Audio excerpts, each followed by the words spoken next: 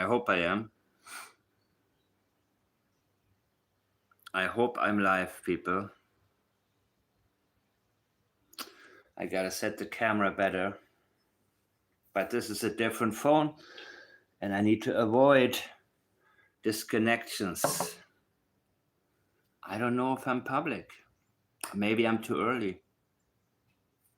I am not sure. But this is something I'm playing by ear. All the way. All the way. So, I will wait a little bit for all of you. Let me know you're here. Thank you guys so much. Thank you, people. Welcome, welcome, welcome. I will wait a little bit because I don't like to announce these things, of course, because I always need to wind up hey, how are you, Changeman? Sandra, Laurie, wow. Yes, I'm on. And I learned about, hi, yeah, you know what happened yesterday? What happened yesterday, somebody with the right intentions told me, Mike, you shouldn't be on when Drunk Turkey is on because people love drama. And when drama is on, no one's going to watch you. And I said, you know, what the fuck? This is exactly when I need to be on. When trash is on, I'll be on. But today, there doesn't seem to be any trash on. But one thing I realized was that the time that they had their life and that I had my life seems to actually work. And how can I say this? I don't like to put pressure on myself. And pressure is the worst thing we can put on ourselves when we do anything like investigations. Hi there. House music. Wow. Thank you guys for coming. Thank you so much. This is a different phone. I haven't figured out the settings yet all the way, but seems to be all right. Because the other one, the battery is just, unacceptable. Yeah, I love. Oh, hi, Rob. Oh, I've gotten all the documents, by the way. I've gotten the documents, and I think it's like hundreds of pages. Okay, I got it in 4 emails. I know one email has like 43 pages, another 48. And I'm going to spare you reading that shit, right? I'm sure somebody's going to say, breaking news, documents reveal, and whatever they claim it reveals, it really doesn't. Like yesterday with parents have, oh my God, if you lie to me one time, I will never trust you again. If the intention is to lie, right? If you lie to me on purpose or try to mislead me to get me to watch something, I will look at you different forever. And that's why I don't understand sometimes. I would get angry if I I don't understand. I don't understand people, and it's always hi Violet, misspelling. Dear Scott. Oh, okay, the Peter Hyatt thing. I wanted to play you guys something that I just came across that I really, really think is so freaking cool, right? And I don't make this about religion. I stay away from religion, the topic, period. But I think everybody is familiar with King Solomon or Shlomo. And here's Peter Hyatt talking about something that I actually looked up. It is about Madeleine McCann and the mother, and it's about parental instinct. A parental instinct is so powerful that we've used it in judicial courts since time out of mind.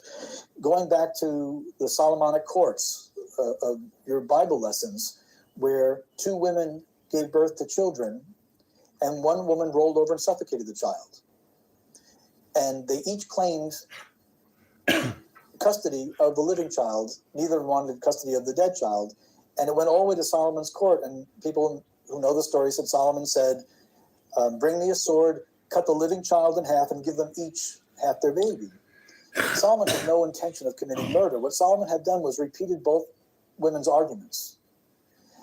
The woman who actually gave birth to the child said, let her, the liar, have the child. Let my child live. And everyone was able to see that's really the mother. He was exploiting maternal instinct. Prior to that, he simply repeated their arguments. And if we listen very carefully, especially as it comes out in Hebrew, it's very simple. This mother says, the dead child is hers, the living child is mine. She mentioned the dead child first. That's what people do. They mention their own first. Did you catch that? So, in a sense, statement analysis is actually common sense. The problem is that most conversations in life are not common sense driven, and we miss the most important parts. Listening is key to everything. That is why most law enforcement officials do interrogation 100% wrong. 100%. And I'm talking about pressure again. When you apply unnecessary pressure on law enforcement, they are bound to make mistakes. You will have coerced confessions, false imprisonments. You will have cases going cold that shouldn't have. The only thing that we need to do is pay very, very close attention to the language that people are using, no matter how desensitized we may have gotten over the years.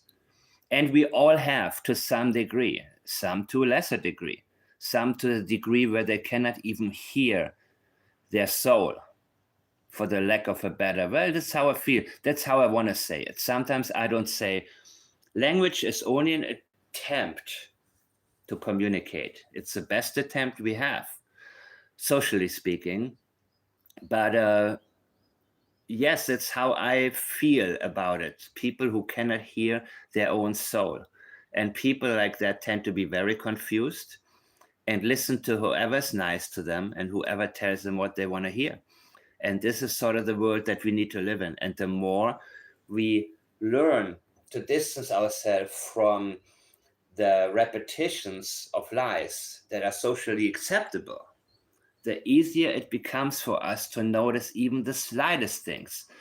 And needless to say, most people will tell you, oh, you're just hearing things. But listen to this one more time. Who know the story said Solomon said, bring me a sword, cut the living child in half, and give them each half their baby. Solomon had no intention of committing murder. What Solomon had done was repeated both women's arguments. Yes. The woman who actually gave birth to the child said, let her, the liar, have the child. Let my child live. Right. And everyone was able to see that's really the mother. He was exploiting maternal instinct. Now listen to what the mother said, the mother of the dead child. Prior to that, he simply repeated their arguments. And if we listen very carefully, especially as it comes out in Hebrew, it's very simple. This mother says, the dead child is hers, the living child is mine. You see, even though she wants the living child and her child has died, she mentions the dead child first.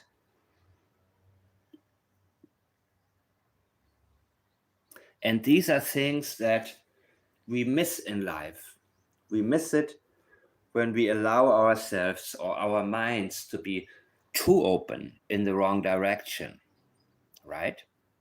So one of the things that I have learned is that I had to rethink so many things. Yes, plats, absolutely. And actually, I feel like mention. Let me see some comments here. I don't want to miss it.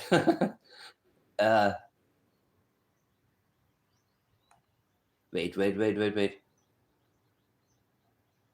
I don't know what's misspelling. Hey, Marley. Howdy. Yeah, absolutely. The deceased child was her priority. I actually feel like listening a little bit more to some of what Peter Hyatt said, and it is one of the best ever videos that I can think of, and it's called the McCain's Embedded Confessions, Statement Analyst Peter Hyatt. It's from 2016, and it is one of the best introductions into statement analysis ever. And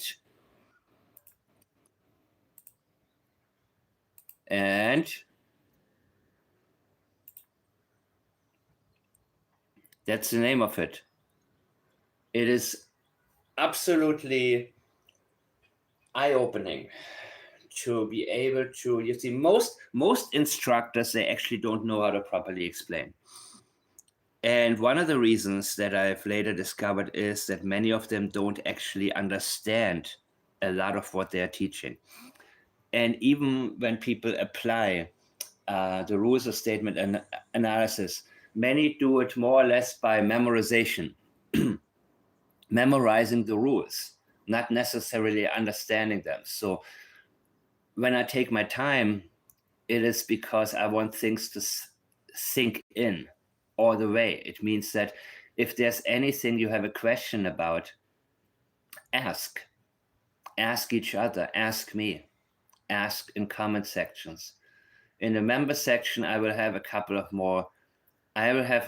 lives coming up where I get even more into these details. And it's not going to be about Lily and Jack in the private section. It is going to be simply about plats and statement analysis in general, because, everything that's related to Lily and Jack, I will keep on the public side, and that is priority, because I don't like to jump around from case to case and use little examples here, little there. The moment that I start getting into something, I start getting into it more. And that is why I have the title today called The Pipeline Dudes, because in the last live, I have actually mentioned the names that were given to me of two people who were with Daniel at the pipeline. And now my question is, was there anybody else that helped Daniel on Thursday night? And one of the people who has actually sent me previously you know what I'm doing. One of the people who has previously sent me that map or pointed out all the power lines to me that are moving to the Fundy Basin, the Bay of Fundy, has messaged me just a couple hours ago and said, you know what, I still believe New Glasgow area is probably more likely. Chance Harbor, New Glasgow. I don't think Daniel wanted to be too far from home. And one of these dudes lives in Westville, 17 minutes away from Daniel. Now, have police checked the phone records? Did he contact anybody to come down, or did he go up there and have help from somebody? But what I found really interesting is that, of course, as usual, I'm getting people here who watch me to give me great information. And here we got something about one of these dudes. Judge orders man to follow conditions or go to jail. But for Chance Mitchell-Lace, 22, and I believe it must be him. Yeah, I think it's pretty Chance Mitchell-Lace. Okay, allegedly. I haven't done my due diligence here, but how many people live in Nova Scotia? You know, it's a pretty unusual name, right? Okay. Well, people have similar hobbies. People come together based on their hobbies, right? Hobbies connect people. And here's my green fan again. Okay, guys, who cares? Now, but for Chance Mitchell-Lace, 22, a provincial court judge felt more stringent conditions with a period of custody more appropriate. Federal count, blah, blah, blah, blah. Drug possession charge. Yeah, closer to Daniel's age, right? It was published in 15 and last updated 17, so give or take 2 years. but I found it interesting because I always think about what connects people, right? And people who share these types of hobbies seem to have a very strong bond against everybody, right? It's kind of like a subculture where but of course, these guys don't seem to live like Daniel does. They seem to have better houses. One has a family. That's why I also don't even show the Facebook on, children are not involved. Okay, let me read some. Population 100. Yeah, and Lansdowne probably, right?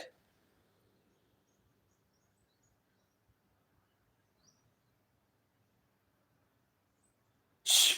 Sandra, what the hell is going on here? Arguing is not going to happen here. I swear by God. You may want to go to Clutch Them Pearls if you want to argue. And I swear by God, that's the one thing that I don't put up with. We don't do this here. So if it's acceptable on some trashy channels, it is not acceptable here. We do not do that. Period.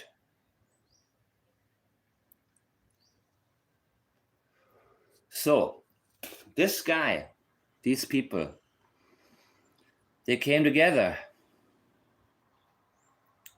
and later brought to the police station. Well, that's the kind of dudes they are, I guess, right? I think it's very important for us to sort of remember that and think about it and think about why would anybody help anybody go down there and possibly get rid of evidence? Why?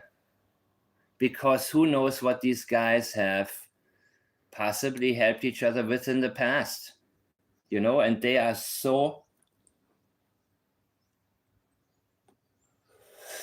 yeah, it's all good. So thank you guys. Okay, here, now I don't know. This is where I may have been wrong before because I go by the criming shame map. So is this actually the place where Lily's blanket has been found? That would have been closer to the power lines. And east of that are the properties of Ron and Earl. East of that, guys. So did Daniel try to reach the power lines from here? And something took place? And maybe tipped over? Remember what Janie told us. I don't let Daniel drive. I don't let Daniel drive. Why?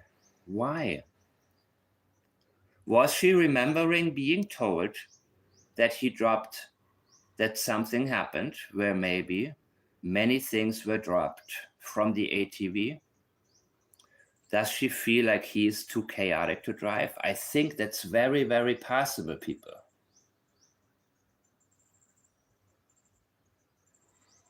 Can't see chat, Mike, to help behave people. You can't see chat. Why not?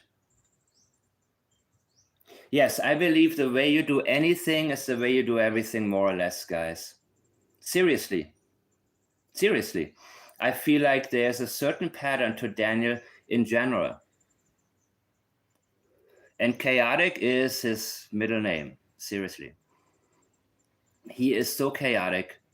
And with the taxes thing, I mean, he couldn't even file taxes on time. Now, I don't know, maybe he was working extra and didn't want to report some of it. So that was maybe like a very sensitive area to him where he delayed it and then he didn't do it. I didn't get to it. I don't work full time, but I haven't, So I don't know. He is the chaotic dude. He really is. And I believe that the way he drives probably, in the past, she probably had a problem with him driving it. She probably told Justin a couple of times, don't let Daniel drive, man. Because, I'm not going to, let him destroy anything and I have to pay for it and this and that. So there's a good possibility, but this was a different story. This was a very different situation on Thursday night, people. Very, very, very different, guys. Very different. Yeah, you're right. She has a problem with everything. She has a problem with a lot of things. And she probably looks for problems because she doesn't have anything good to think about. You know, the way that her property looks is a reflection of what's going on in her mind. I truly believe that our, that everything around us sort of reflects who we are or what our state of mind is. And so I think that Daniel went probably towards the power line. And I show you on the Earth, on Google Earth. Let me go there right now. Let me go back there. And I'll get back to Peter Hyatt later. And I think he was one of the best explainers, period. He knew how to explain things properly in a way that that it was almost impossible not to understand it, no matter what your wait. The settings are not good here, but I don't care. Let's move forward. So that would have been right up here, around here, right? Right? Let me see. Let me see.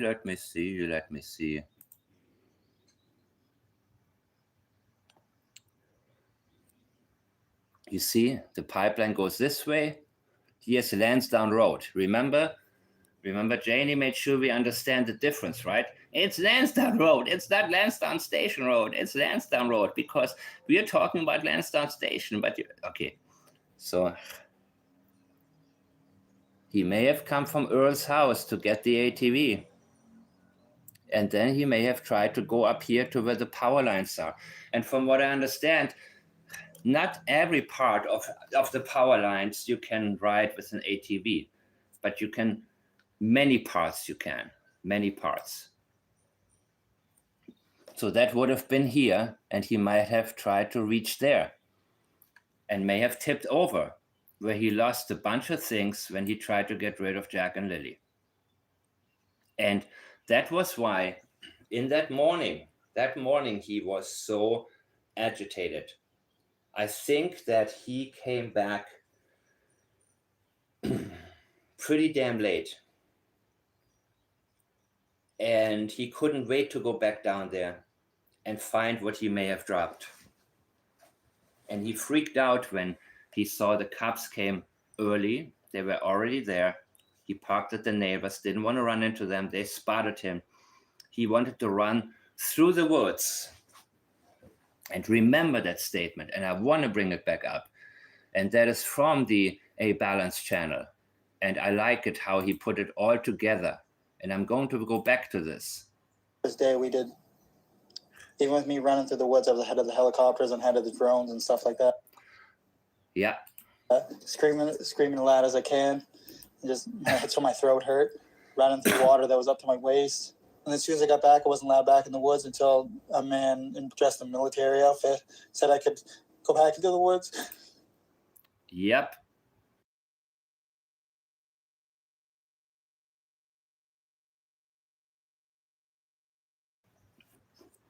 And I see different facial expressions here than when he first talked about Jack and Lily and did his fake crying, because there he covered his face first and then he immediately looked straight into the camera with very clear eyes.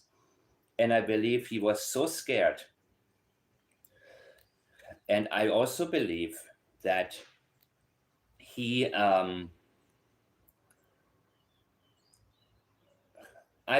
found something that could have gotten him arrested immediately.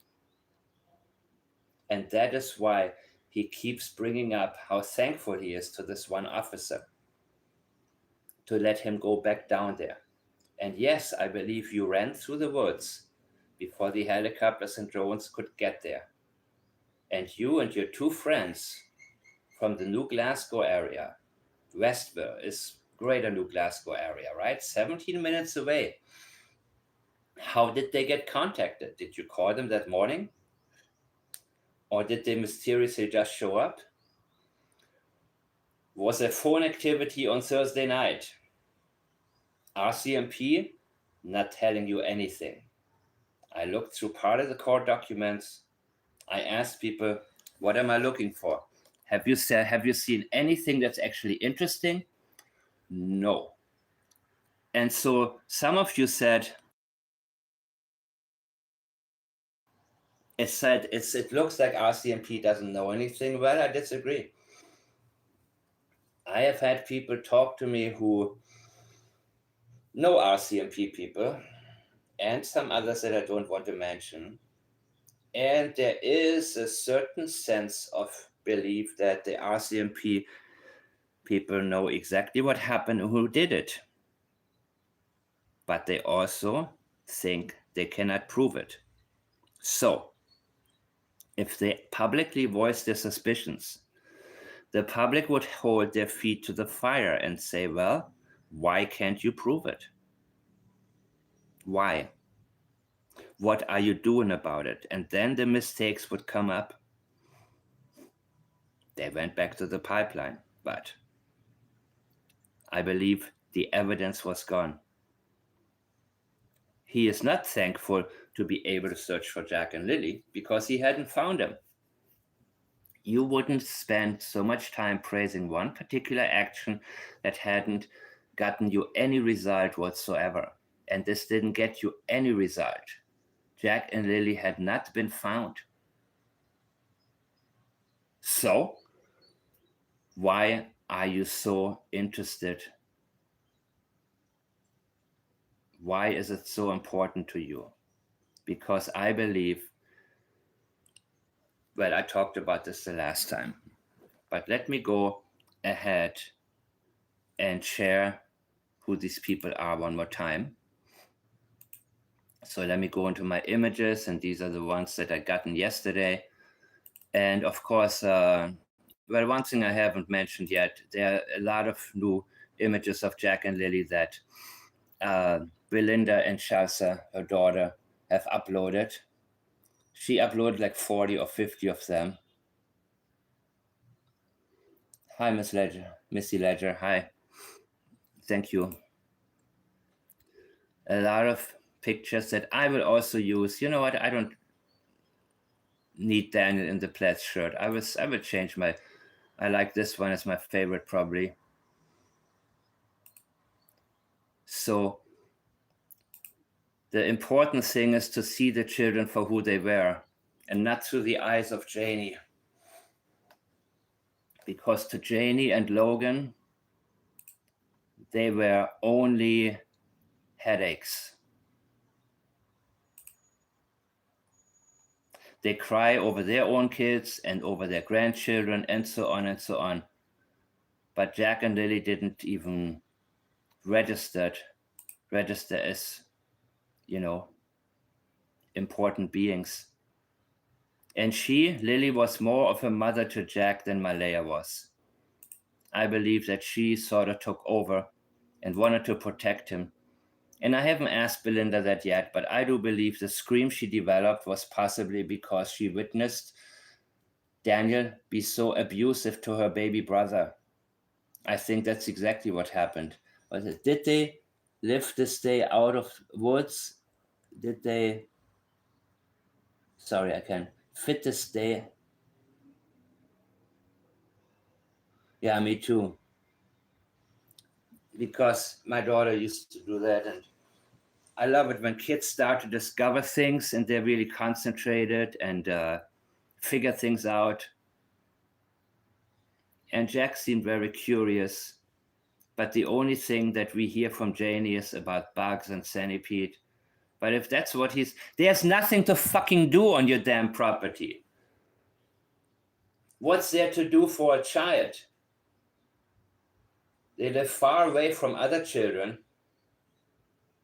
And what is there to do than hang out with the chickens and maybe that's probably what I would have done at that age. If I don't know, I didn't really like worms, but I don't know. I would have, what is there to do? There's a reason Janie keeps mentioning worms and centipedes. And the reason is that it's very similar to Chris Proudfoot trashing Sebastian Rogers. She wants to bring a negative image to people's minds about Jack. That is why she keeps on mentioning things that she thinks will make us feel differently. And remember, when Daniel talked about a potential abduction, he said, I don't see why anybody would take them. Now, unfortunately, we all know there are very specific reasons why a lot of children get abducted, right? This is 2025. This is not the early 70s anymore, where, people hear about certain crimes being committed and say, no, this can't be. We have learned too much about those crimes. So we all can imagine why certain people would abduct children. We all know about these stories. But when he said that, what he's telling us is that you don't want them. You don't want to live with them. They are not good to live with. His dislike towards Jack and Lily came through, and very strongly so in this particular statement.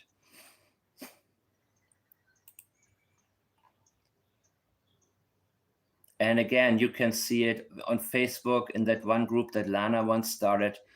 And Charles, I don't know how to say your name. I don't know if you're here right now. No, you're not.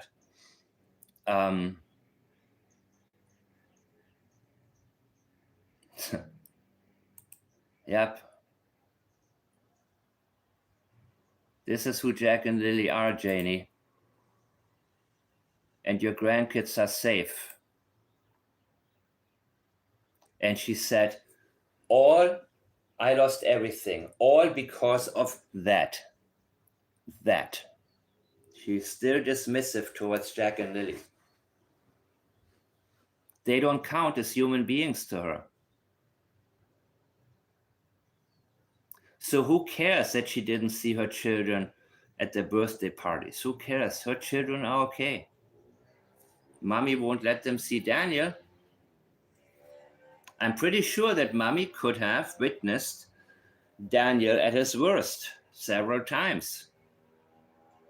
And maybe said, yep, that's, there's a possibility that the mother of his biological children could suspect him and say, I don't want my kids around any of them right now. Wade talked about the bad energy on that property, and I can imagine that a property owned by Janie is simply a very unfortunate place to be stuck in.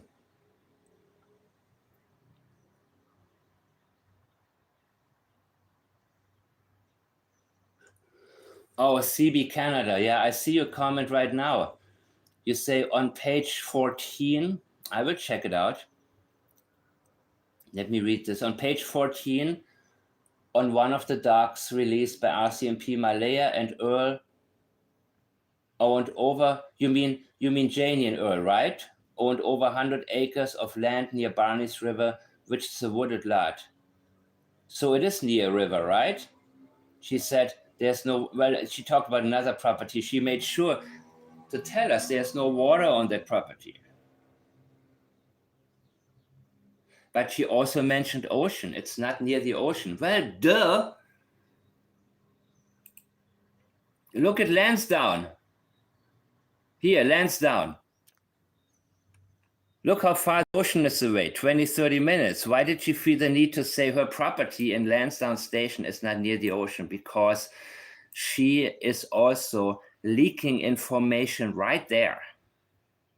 She is leaking that the ocean may be a place we want to be more interested in, meaning there is distancing. There is geographical distancing she wants us to be alert of. Distance between her property and the ocean, because she knows something took place at the ocean. And that is her way of telling us, don't come to my property because Lily and Jack are far away from there, because it's not by the ocean. All of these water references, guys. Now remember Sebastian Rogers, Chris Proudfoot, and Katie Proudfoot. There were all of these digging references. I would bulldoze him down with hugs, is what Katie Proudfoot said when she was asked, what would you do if Sebastian walked through the door right now? I would bulldoze him down with hugs. Keep on digging, again and again and again. Enters especially Chris Proudfoot's language about digging. In the case of Daniel Mortal, it's about dive into it. Then you have Janie's Ocean, Malaya's Surf, but Daniel keeps talking about diving into, something to dive into. With Chris Proudfoot, it was digging into it. Digging again and again. That is major leakage. Of course, he also talked about into thin air, and there were some references about equally dissolved, which I've talked about extensively in another video. But the repetition of the leakage is very important. So if here something happened when he tried to reach the power lines, he may have turned back and gone up north for sure there at McLeod, at the bridge right here. And so my thought is he went all the way up north towards New Glasgow area to get rid of Jack and Lily.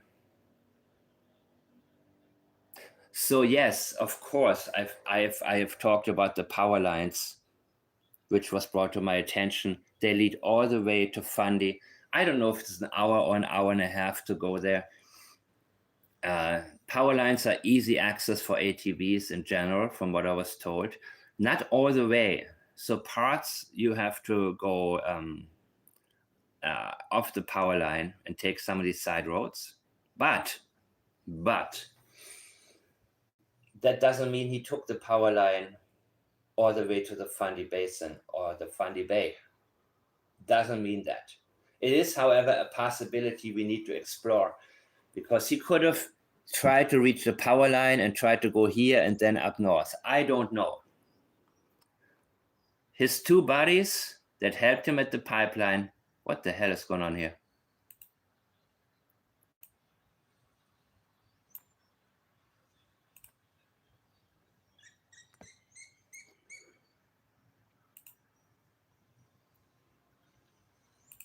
Wait a minute.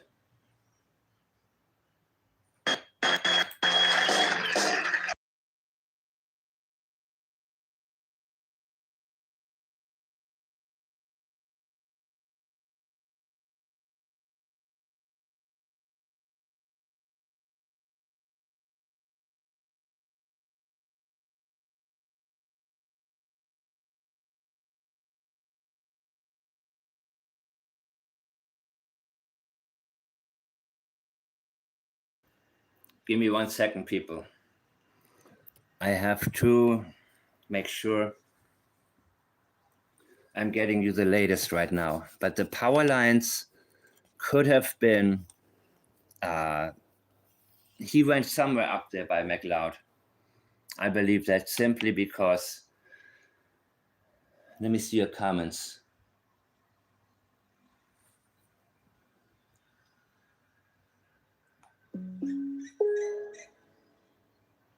Maybe the backpack fell off on the power line. It's possible. It's all possible. The ocean would have been a lot of work. Yeah. The thing is, though, that the water references, I have to go by them. I have to let the language guide me. And as for Daniel is experienced in fishing, and he talked about the international sea and the muddy waters. I believe that he is so familiar with the ocean that he feels actually pretty damn comfortable. I think that was his go-to. Let me see. Let me go back to Google Earth right now.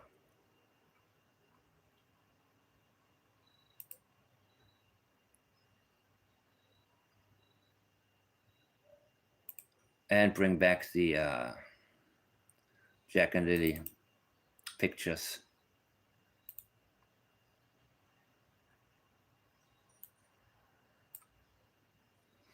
So, here, I think it was. And again, the problem is I got my first map from Crime and Shame, big mistake. I'll not do this again. One day it's a boot print, then it's a footprint, then it's a boot print again, and so on and so on. So, yeah, I think I'm pretty much done with it. Even when people send me certain videos and I see the source and I'm immediately like, no, I cannot do it anymore. You know what I mean? Because I need to take a time to look things up.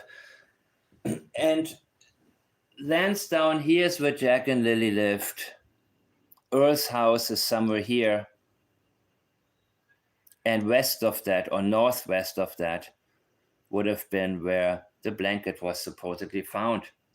And somebody marked it. Somebody marked it on Google Maps. Somebody sent me a screenshot from the maps that he watched. So somebody, I don't know who did it. It doesn't show up on my end. But here we have the power lines. And he may have tried to take the power line to go all the way up here. And from there find his way up there towards New Glasgow. And then somewhere to a more isolated ocean area. And these two guys, Chance and Adam, who were there with him at the pipeline for hours. For hours. What kinds of cars are they driving? That's my question right now. Does any of them own a 5-speed? Let me put them up again. Give me a second here. With all this bullshit going on. And if one of the names sounds familiar to you, that's one of them back in 2019. He tagged Daniel Martel. This has been sent to me previously. Unrelated. Has been sent to me and I said, yeah, I saw that name before. Oh, that's the dude. Yeah, that makes sense. And maybe they're more reliable than Jordan Geddes. Maybe these are the types of dudes who got their lives together. Oh, hi, Belinda. Welcome to Belinda. There was a question earlier. Hi, Chelsea. Chelsea? Grendel, hi, how are you? Thank you guys for coming. So these are the people whose information I have been given, but I don't know anything about them yet. And let me bring back what I showed you guys earlier, right? How do these people become friends? Well, they're fishing together, right? But check it out. They may have different hobbies in common as well. What other hobbies could they have in common? I'm looking for it, people. Wait.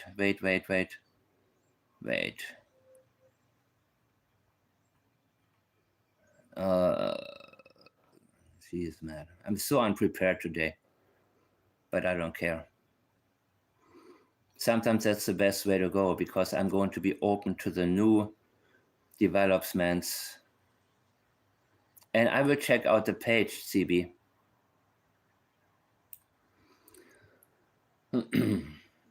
I got to go in my email to make sure I get this.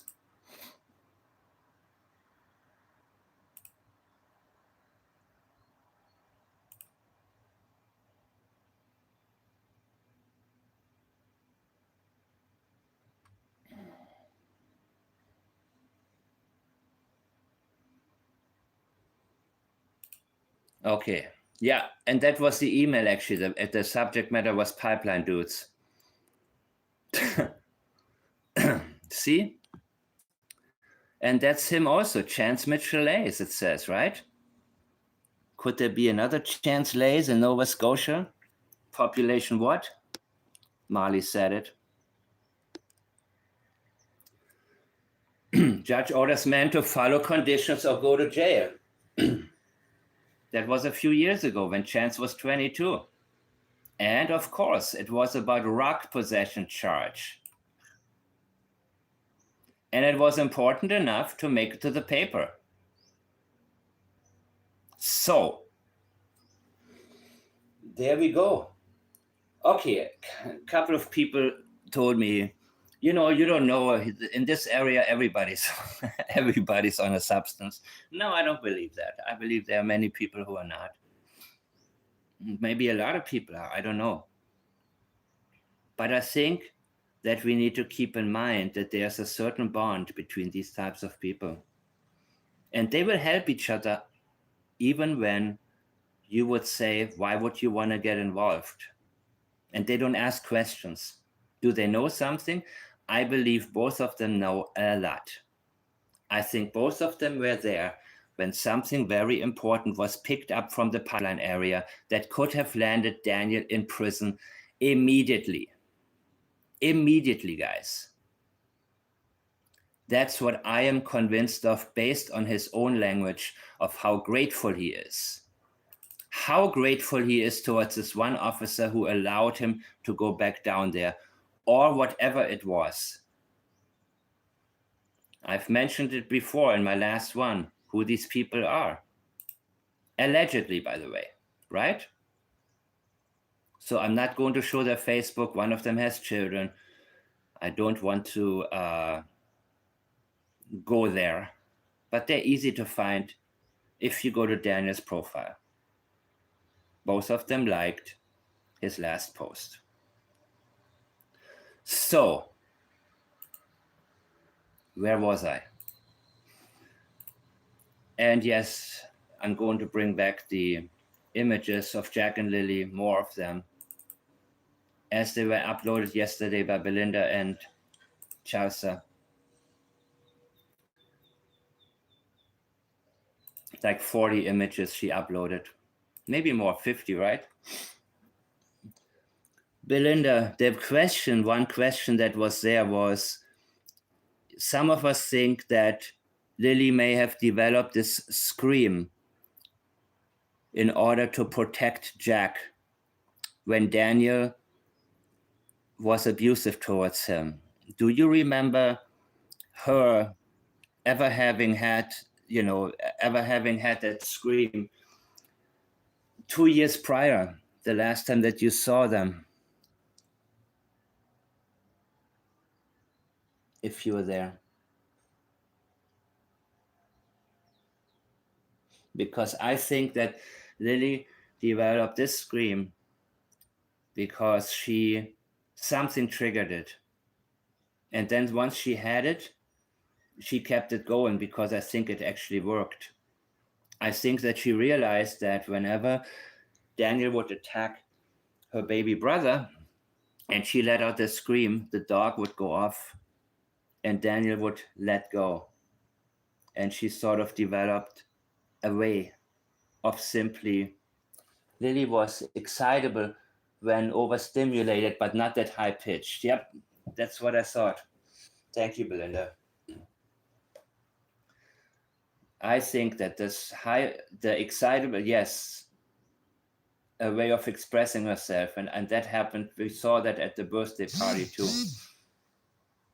But I do think that when Janie complained about her voice setting off the dog, there were reasons that Lily let out that scream at several times. And these are the images, guys. Many, many of them. I downloaded just a few of them because the problem is that we heard so many people, but we haven't heard from them. We hear from them through Belinda. We don't hear, well, a couple of little videos, but we don't know how they were. We see only the pictures. But sometimes the pictures, you know, when you have the right compilation, it gives you an idea. So whenever everybody is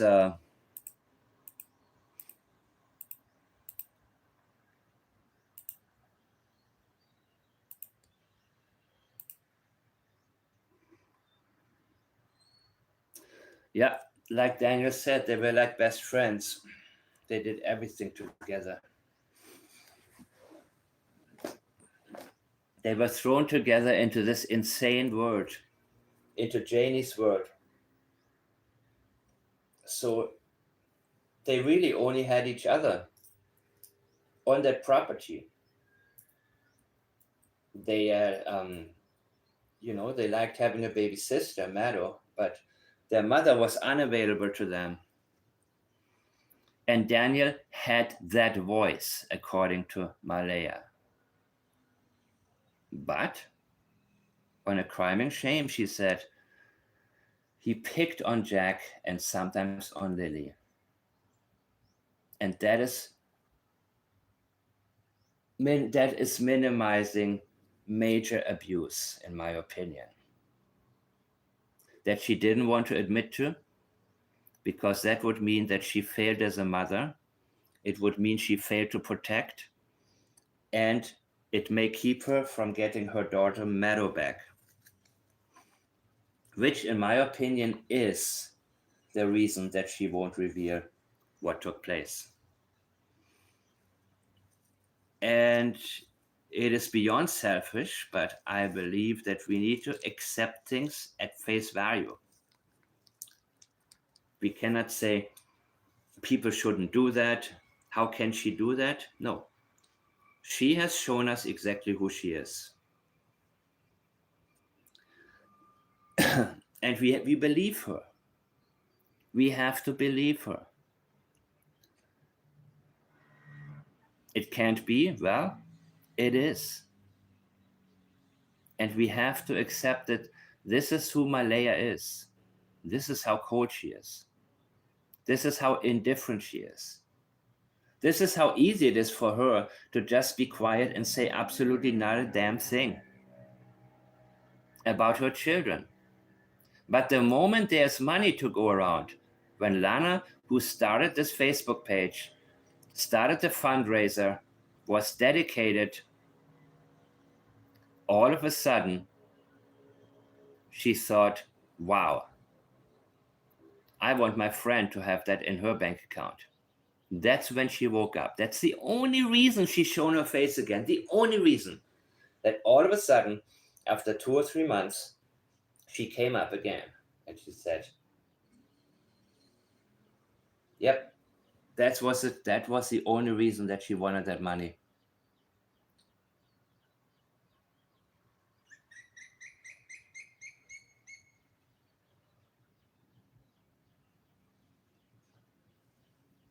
Yeah. Wow.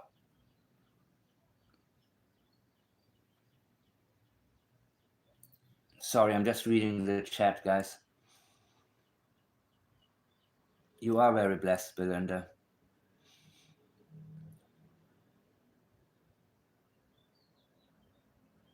And we will find out what happened.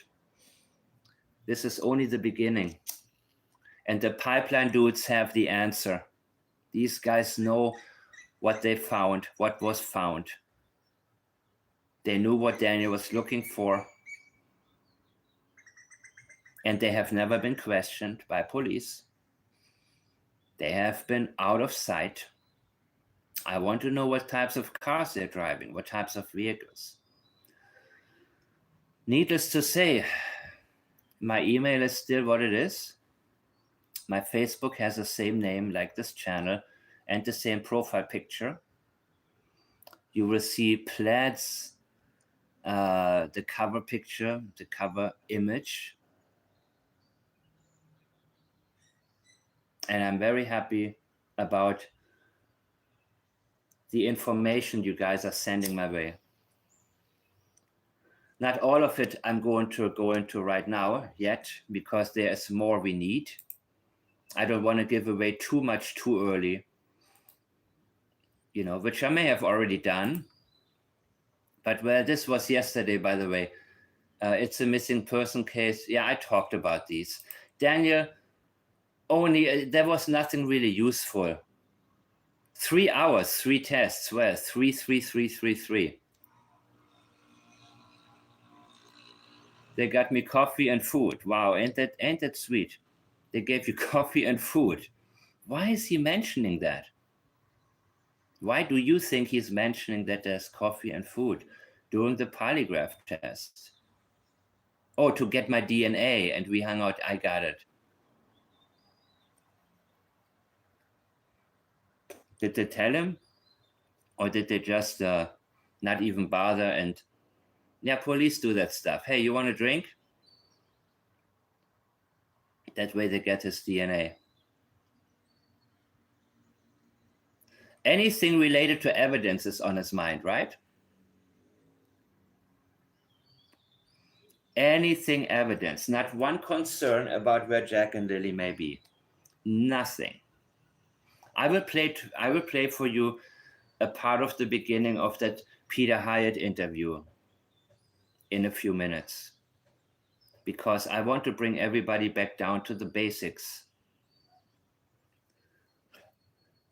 You are expected to mostly speak about Jack and Lily, because that's supposed to be on your mind if you're innocent and you want the children back. He's concerned with evidence. They tricked me and got my DNA.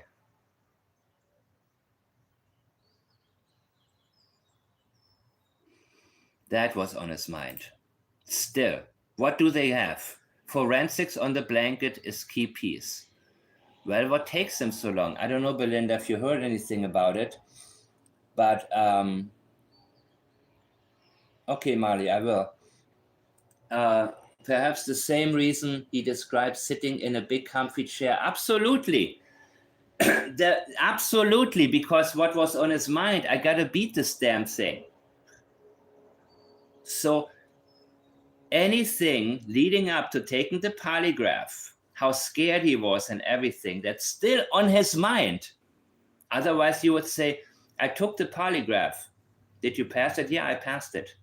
Let's find Jack and Lily. That's what would be expected, guys. That polygraph is a stepping stone. It's only a stepping stone to eliminate somebody and move. But no, case closed for him. The big comfy chair. Those things you wouldn't remember, guys. You would say, I took a test. They told me I passed, and let's find Jack and Lily. That's what innocent people would say, because they wouldn't have anything to worry about except the 2 children. Belinda has nothing to worry about except what happened to Jack and Lily in this case. That is Seth Rogers. He has nothing to worry. He worries about where Sebastian, what happened to him. And even if you have worries, they would be so far on the back burner, you wouldn't even think about them. But everything related, and that's such a good catch, guys. Such a good catch. Yeah, the big comfy chair. Very important to him. How am I feeling? Am I going to pass? Am I calm? All of that. Still minimum of 40 days for results on blankets. It's been 2 months. I don't understand why I hope we're going to get these results, people. You take 3 tests. Okay. You? I don't. I never taken a polygraph. Have you? Very general. Very general. Not I. He doesn't want to linguistically commit to that. Doesn't mean he didn't take them, but definitely doesn't mean he did take 3 tests. You take 3 tests. Okay. Like he's an instructor for polygraphing.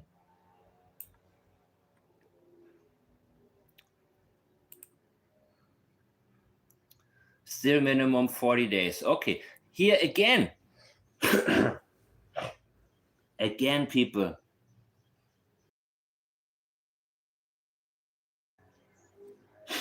When it goes into the area of evidence, he is concerned.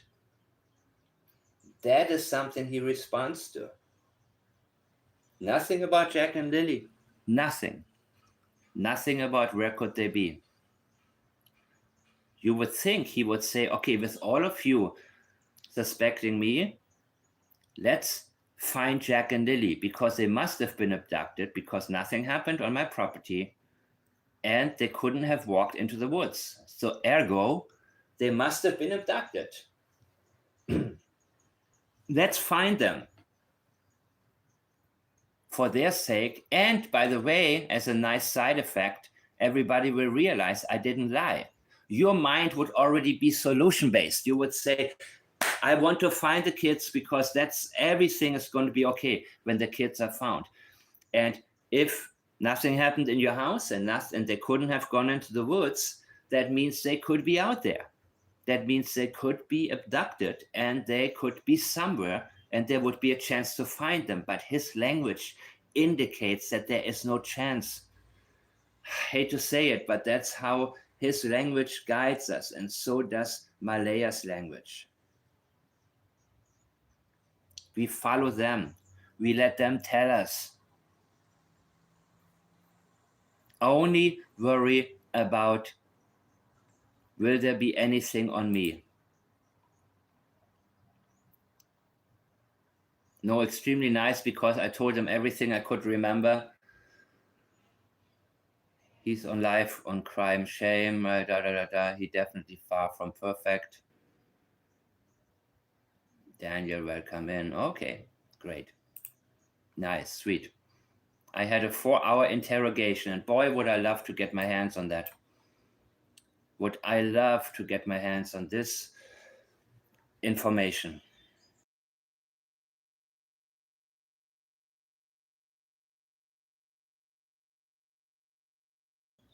I believe they did it all wrong, people, by accusing him immediately. I think that is the worst thing to say. By the way, I have a couple of questions for Daniel that I would ask him if he comes on, if I get the chance to. I've written them down, actually.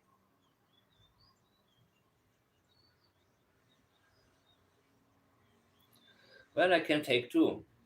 I can think of 2. Why did you go to the pipeline, Daniel? How long were you on the pipeline? How long were you in that area?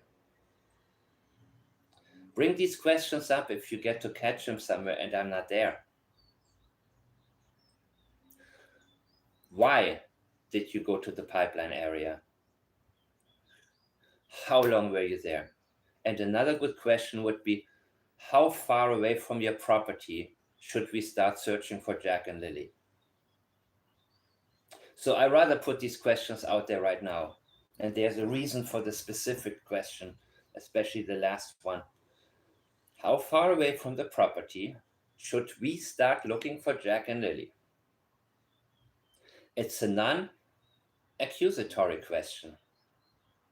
Of course, he could immediately say, well, how should I know? What do you mean by that? But if your concern is Jack and Lily, you would say, well, we searched here, he would try.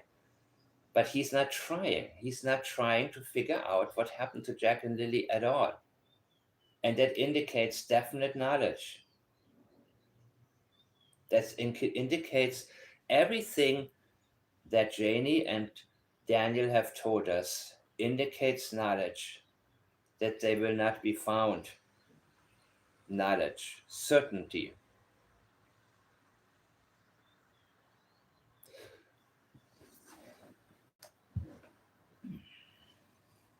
Maybe I'll go back to A balance in a minute. Well, and this is again the water reference, and I love to bring it up again. If you make the water muddy with allegations, it's hard to see the truth because the water is all brown. See, the meaning is much more about the water than the mud, because the water leads to the international sea. That's what he stated. Wait a minute now. I want to show you something from Peter Hyatt. Or a balance. I'm not sure yet. Oh, a balance is going to be on later. Got it.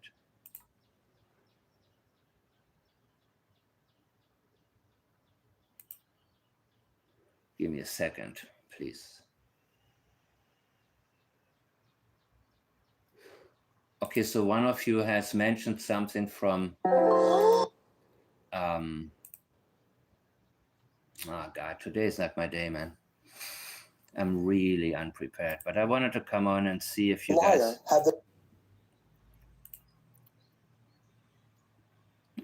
This is just so I'm not the only one talking about statement analysis. Is introduced. The subject is not threatened at all. The subject is not interrupted.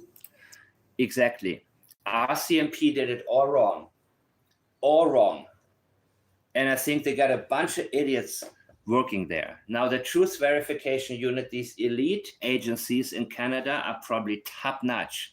But that doesn't mean that they want to expose the RCMP for their own failures. It doesn't mean that they want to, publicly humiliate them and have people lose faith in law enforcement in general, right? Same when it comes to CPS issues and law enforcement. And that's an all over the world kind of thing. It's not a Nova Scotia specific thing. It's simply that I recognize certain behaviors here of covering up things that they don't want to bring out. The important parts they have completely redacted. They talk about Cody, which they shouldn't have because he's been cleared. He was the first one to be cleared. And they even bring up the false tip that he was supposed to be New Brunswick. It was 100% ruled out. They mentioned this false tip, and they mentioned the false tip by Natasha. Why would they do that? Why would they redact all of the important parts, people? All of everything that's important has been redacted. And they want to make it plausible just to get a seed planted in people's minds who have previously common-sensively concluded that it must have happened in that trailer, where all of a sudden their mind goes back to Cody and their mind goes on to the Durwood fabrication with the possibility they were being picked up, taken to the reservation, all of this horse shit, right? There is a reason. They are watching very closely. And when law enforcement agencies are in self-defense mode, they all of a sudden switch from having made a bunch of mistakes to being extremely professional guys, extremely focused and acting in unity. They all want to keep their jobs. They all want the public to have faith in law enforcement. This is something I have recognized. This is something I've experienced in other law enforcement agencies. And when I recognize the similarities, it strikes me immediately. And the amateurish way that they have tried to play hardball with Daniel backfired on them when they interviewed him and said, "You killed Jack and Lily." That's the wrongest way to do it. Listen to this. He is allowed to speak freely about what happened. When he reaches a point where he is caught by his own words, he often will admit what he did. When he admits what he has done, the investigator then takes the analysis, hands it to him, and says, review this for me. And there's often this type. And that's what I would love to have the opportunity to do with Daniel. Daniel, you said this. You said that. What did you mean by that?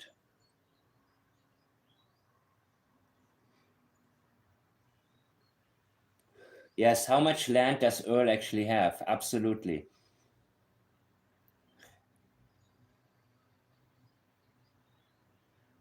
Yeah, you know what, Marley? They did hardball for show. You understand? They got these cops that watch. They love to watch cop movies, and they see somebody interrogated in a dark, smoky room, and yell at them, and then the guy says, "Okay, I did it." That's kind of the stuff. They want to be Dirty Harry for a minute, and that's the wrongest approach. They want to be the heroes by getting a confession. You understand what I mean? They don't even think about what is true and what isn't. They only think, I want the confession. And that's why I say putting the wrong pressure on law enforcement is never a good idea. You want to ask open-ended questions. Why did you go to the pipeline, Daniel? Why the pipeline? There's a very big forest. The pipeline is a kilometer away.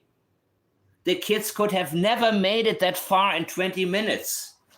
And he knows it. He walked with Jack and Lily in the woods. He knows how far Jack could have gotten. Daniel knew for 100% that the only place where he was searching, the kids could have never gotten to. But that's where he spent hours. And she, Janie, knew exactly where to pick him up. His friends knew exactly where to find him. And then she drove around with him and she dropped him off the same damn place. Not saying, you should look somewhere closer. Let's get here, up there to the woods. Let's look around there. That's the only area that makes sense. A 200-yard radius would be the only thing making any sense whatsoever. Anything outside of that radius, nope, that would mean a grown-up would have had to assist or abduct. But they told us there was no abduction. But now they're, of course, being wishy-washy. Well, maybe it's this, maybe it's everything. Maybe it's a little bit of everything. Right? You know, I'm very interested always in studying how certain types of public related statements impact the public. I don't mean people like you who are interested in actually coming to the truth, but the general public that is so easy to sway. They will listen, maybe it was Cody. Maybe they took them to the, They don't look for any detail. And they trust authority. They've been raised, they never snapped out of it. All teachers are good. Police is going to solve it. This kind of stuff. Of course, we've learned that, I don't teach my kids that shit. You know what I mean? But it's also lazy parenting. Just be a good boy. Everything will be okay. No, life is not always like that. You can't rely on people to do what, Melinda should have done as a parent, protect her kids. At the end of the day, for law enforcement, it's a job. They go home to their own families. And they need that job. So when there's an instruction, that's why, and I've experienced it several times, reaching out to law enforcement. And I realize there are many good cops all over the world, in Nova Scotia as well, who would love to see this case solved. But over the years, they have gotten deeply discouraged and they have realized that it's not always about that. At the end of the day, they have a mortgage. They have, children to support. They have car payments. And everybody has, and they figure, well, I have my own children. And yes, they can be vindictive people if you are one of them and you don't go with the flow that usually comes from the top to the bottom. And this is very important here because they have from the beginning allowed Daniel to take a defensive position. They should have asked him, Daniel, tell us what happened. There are two major questions to ask. What happened? And then you ask, and what happened next? And when you ask these questions, nothing else to sidetrack him with. Nothing where he can say, well, but you also asked me this, so let me, no. And that's often the problem in these chats. When I see good questions, but then somebody asks him what it's like to be alone in the trailer without Malaya. You must be so sad, Daniel. He goes immediately to that, right? So if I interviewed him, I would not talk about Malaya until it's getting specific. And I couldn't care less about his relationship status. But that's what he's thinking about. That's what is on his mind. And that's an easy one for him. And sorry, Belinda, I'm keeping this very general now. I have talked earlier about pipeline dudes who I believe was there. And I want to know what types of cars these guys are driving. Is there a 5-speed? Let's put their names back up here. I'm going back to Peter in a second, okay? Let me go right back there, people. Because I believe these dudes have answers. And after all, I've dedicated the title to them. And yes, Jordan Geddes, you are off the hook for now because I don't think you were at the pipeline, from what I understand. So you don't have the knowledge that, I would like. Pipeline dude. Pipeline dude. Pipeline dude. Pipeline dude. These are the pipeline dudes. I want to know more. What did Daniel tell you? What did you find when you were there at the pipeline? How many hours did you spend there? What exactly were you looking for? And was something found? And did you take it with you to New Glasgow and got rid of it somewhere? That's what I'm interested in. And I am very interested in that. Very interested.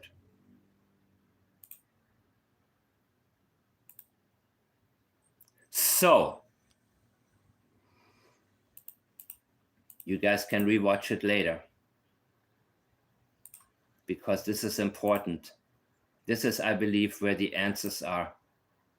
Now, maybe I should go back to one of them here. Old fishing buddies. But fishing is not the only hobby that he shared with Daniel. As we have seen from that report about his probation for possession and all of these things. And these guys are very tight when they are both in these habits together.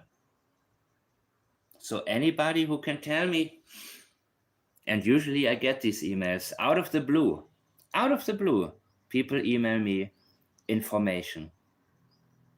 These are people who watch from time to time, but they don't comment and they don't want to be known.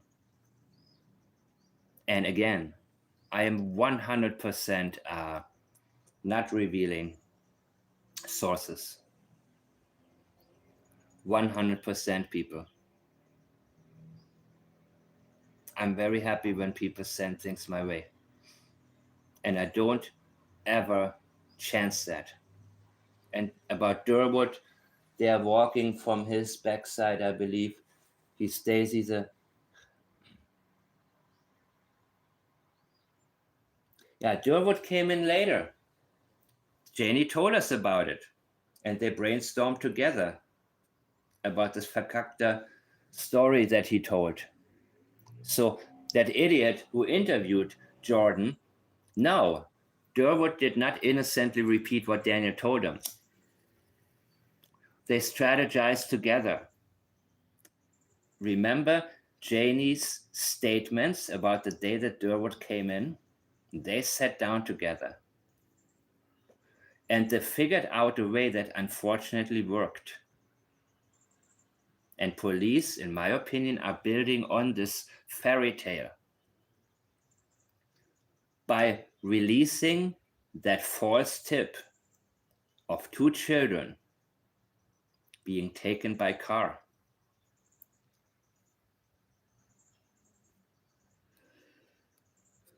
That's the reality, people.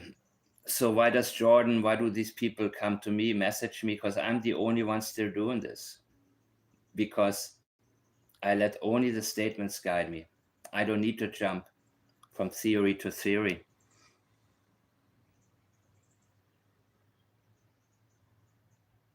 So, one more time. One more time, people. And make it very clear also, if you insert yourself into an investigation,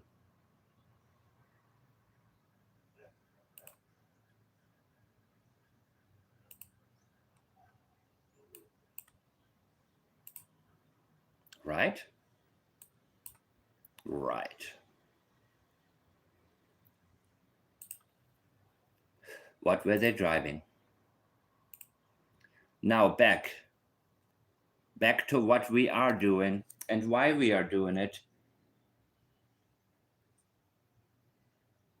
And Chelsea and Belinda, I hope I don't bore you with this, but that is what my approach is. And I love it when who I think is the greatest teacher. He wasn't always right, by the way, about Sebastian. I strongly disagreed with his conclusion there. Strongly disagreed to this day. But when it comes to teaching statement analysis, he was the best.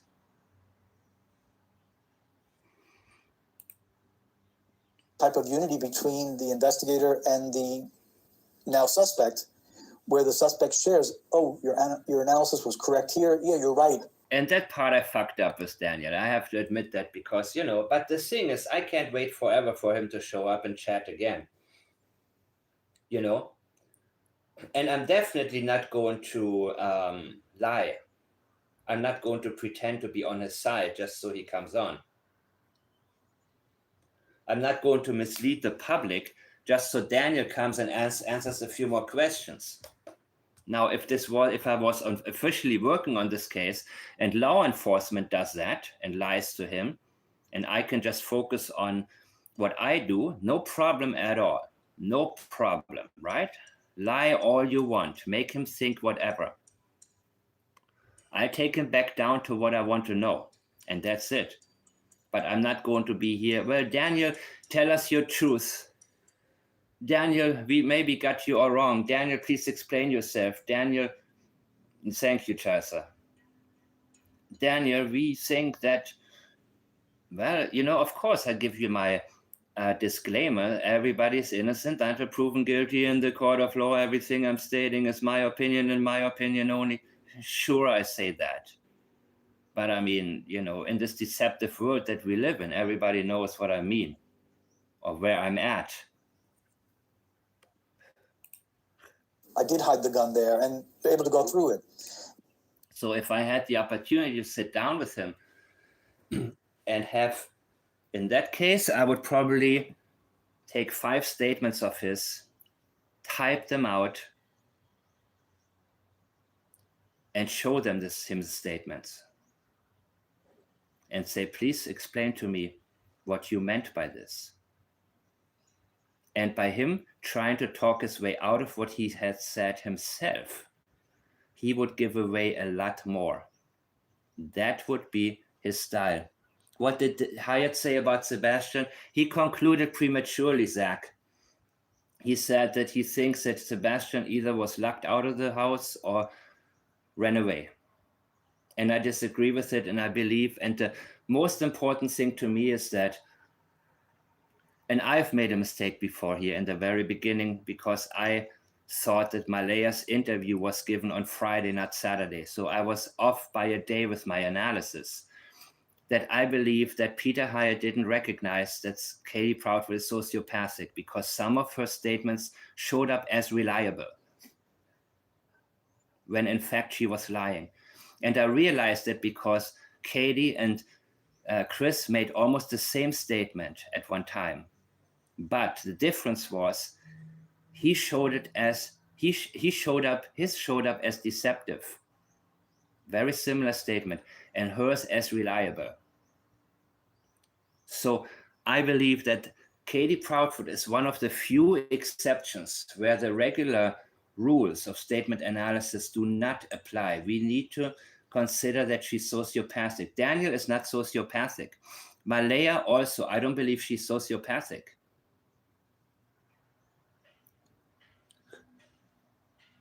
Yes, Zach, and we cannot be afraid of being wrong. The only thing that I tell everybody is, let your own mind speak.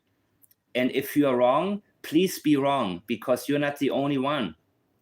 You're not going to be the only one. Thank you so much, Belinda. Thank you. We can be wrong if it's our own thoughts, and we have to be able to explain our thoughts. The only thing I asked you guys, if you watch Clutch Them Pearls or anything like that, don't come here and say, I heard that. I don't give a crap what you heard. I want to know what you yourself are thinking. I don't want you to hide behind the crowd of the live chat over there and say, well, they all think this or they all think that. Well, they all been misled, and they're misled every single day. So it's kind of like, if you want to play in the mud before you come to my house, you take off your shoes, right? So don't bring your confusion. And this is not a confusion that comes from you internally. It's a confusion that is planted in your mind by somebody unable to properly analyze what's in front of him and making a big show about it and making other people feel smart about whatever crap they want to come up with, right? Where you tune in, all of a sudden you're presented with 10, 20 theories, completely different from each other, and he'll tell you, yeah, they're all plausible. They're all good. Yes, that's your truth. Go ahead. No, dude, there's only one truth, one truth, one truth. Saying my truth, your truth, that's deceptive language right there. I don't care how socially accepted it is. It is deception. There's only one truth, people. So when somebody minimizes truth and wants to take ownership or say, you own your truth, meaning, don't worry.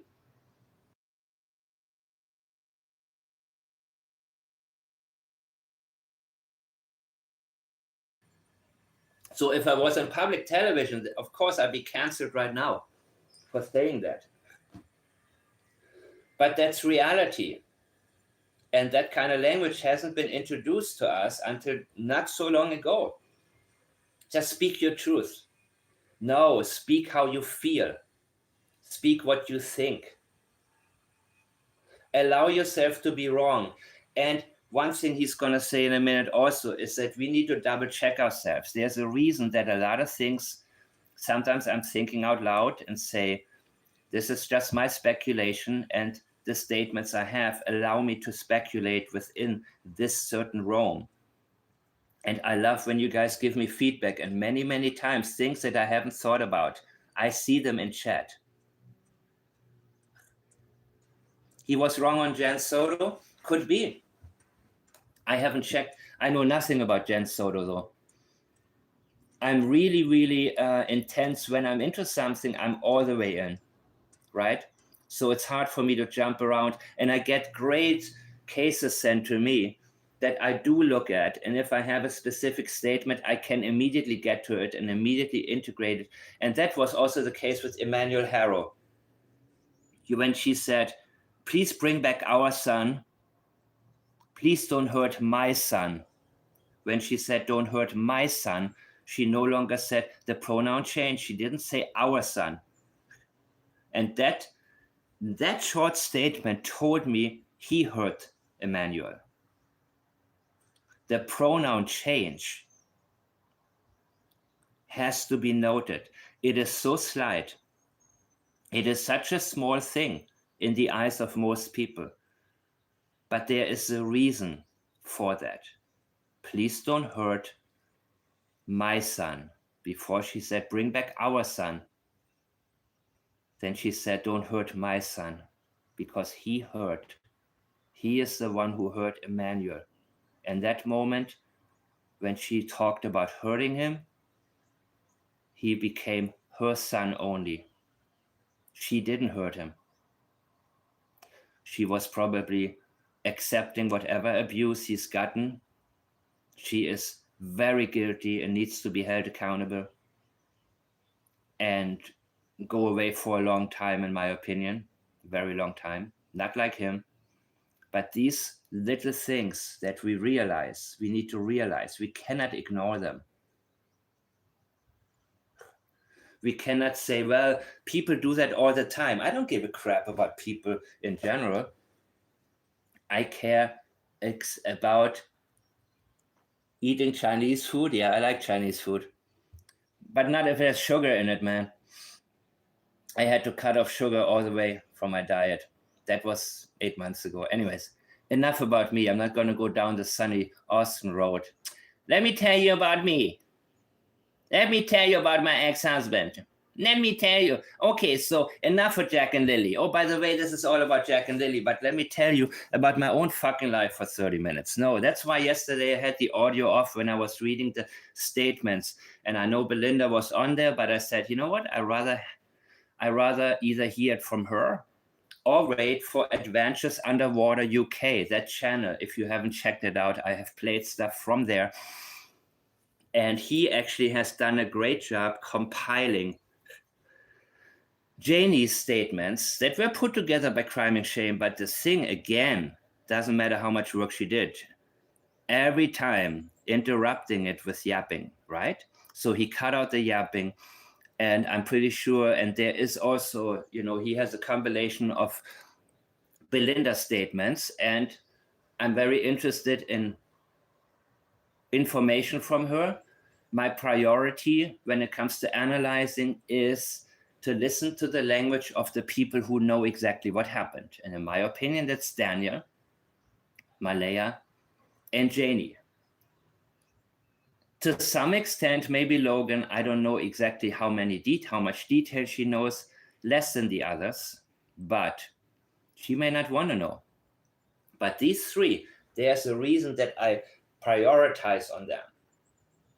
So even if there was yapping, I would endure it if Daniel was on the show, right?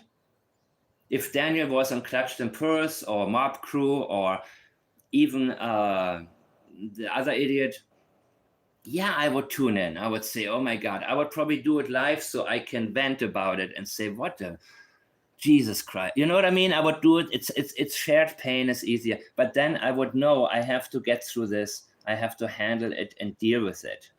So that investigator is now filled with resolve and confidence that he takes into other investigations. So it is fantastic traction for their careers. It's a strength for truth, and it becomes a lesson like no other. And he is a true analyst at heart, meaning he's never done learning. And I oftentimes watch, I get, YouTube always suggests to me criminal cases, interrogations, and things where, of course, in the beginning, I already know from the title, okay, this woman, she killed her husband, or she, but in these cases, of course, I listen to the language. And to stay in the flow, to stay in the flow, I love to listen to also cases where I already know what happened, and then recognize my own teachings, my own studies, my own work, in order for me to never slow down, in order for me to constantly think along the right lines. And it's very interesting to do that. sometimes. Yes, that's Richard D. Hall. And finally, after 9 years, this video has 1 million views. It should have so many more views. But again, people are interested in drama, right? You told me that yesterday. People are interested in drama, which I don't understand. It bores me. It really, really bores me. I think when I was 13, I liked it, right? I liked Jerry Springer and all this crap. But I think I stopped liking it around that time too. Or Sally Jesse Raphael. What else did it? Jenny Jones. I used to watch this crap as a teenager. You know, and then I was like, yeah, okay. The interest is gone. Anyhow, anywho, let's listen a little bit. The expression "giving someone enough rope to hang themselves" comes to mind. That would be Giving somebody enough rope to hang himself. That's what statement analysis is. That's what we want with the questions. We don't want to hang them. We want to let them hang themselves with the rope we give them.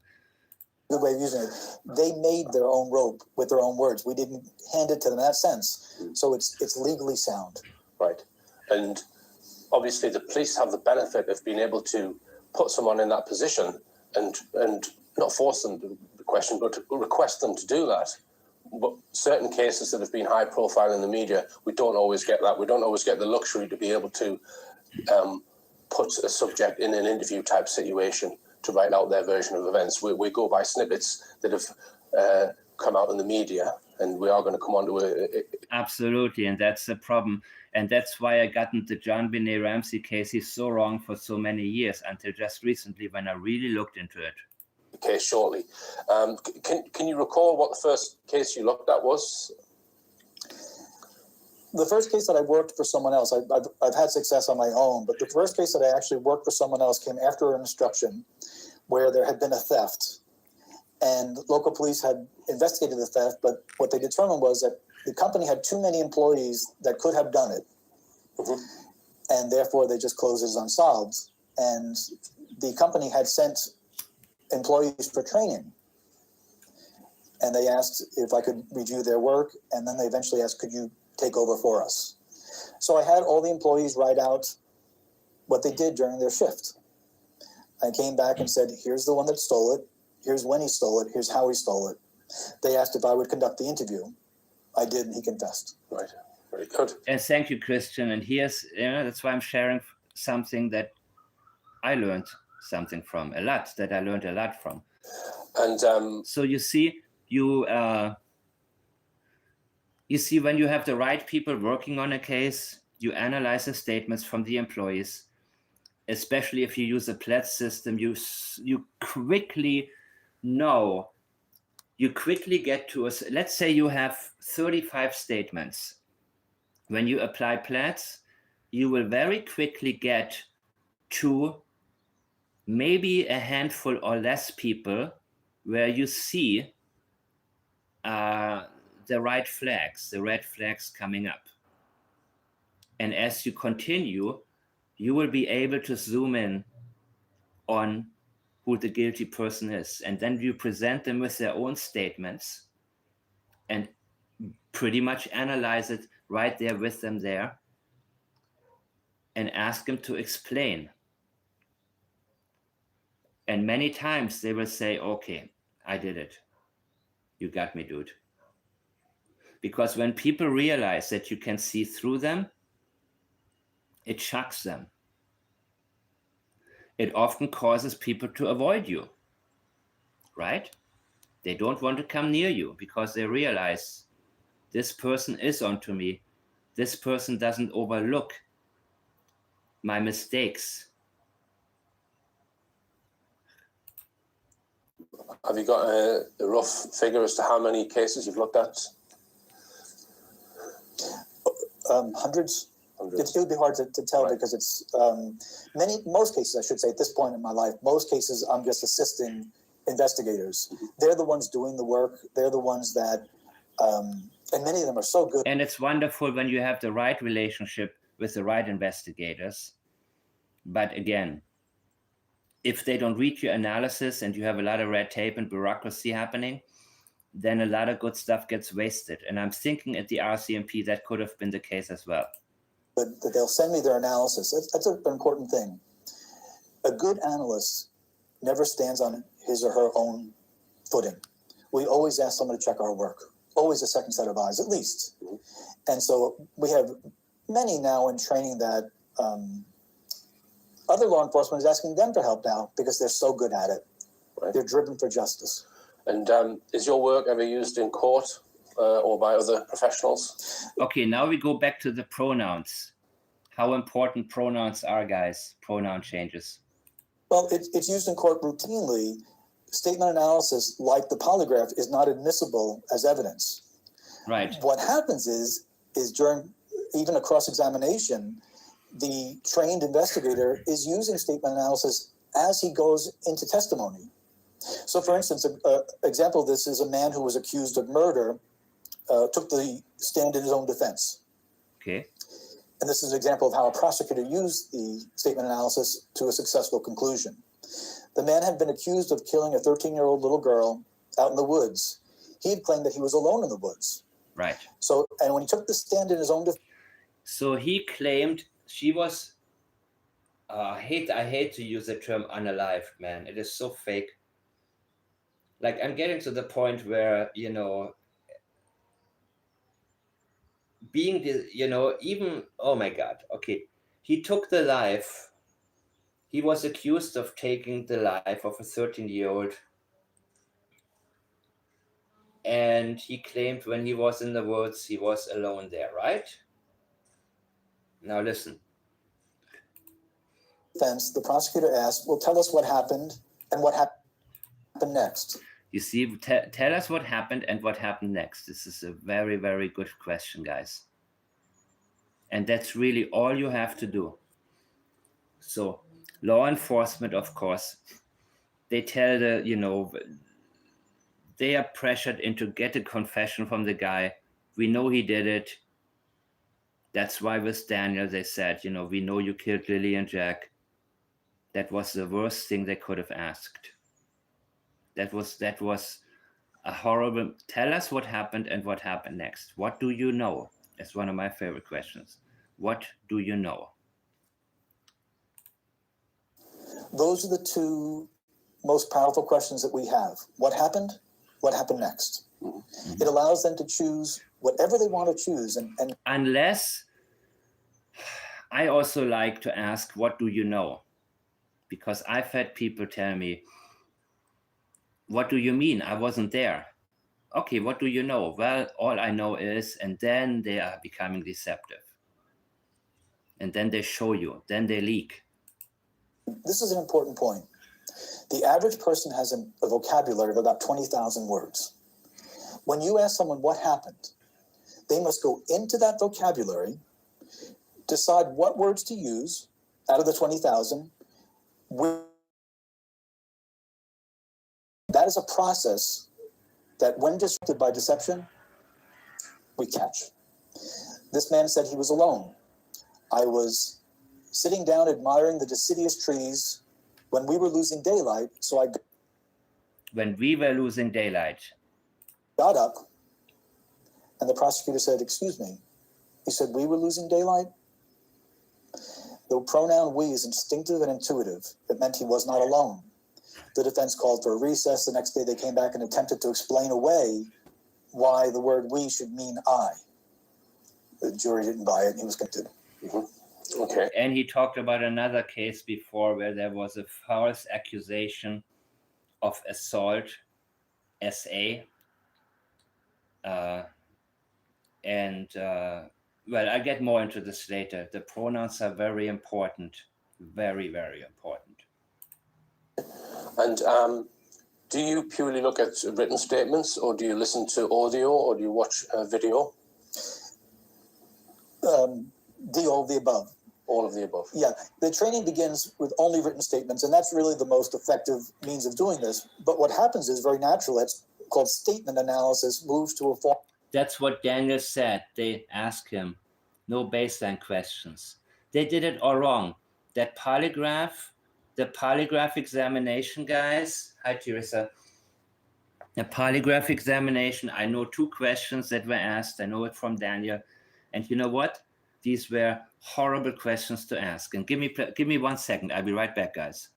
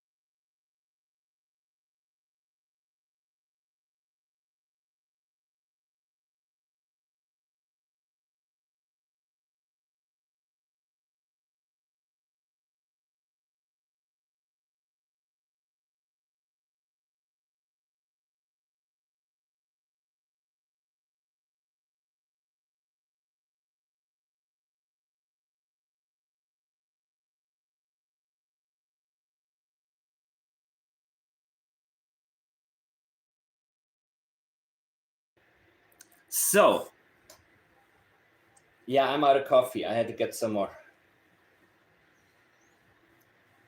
Let me see your comments, guys.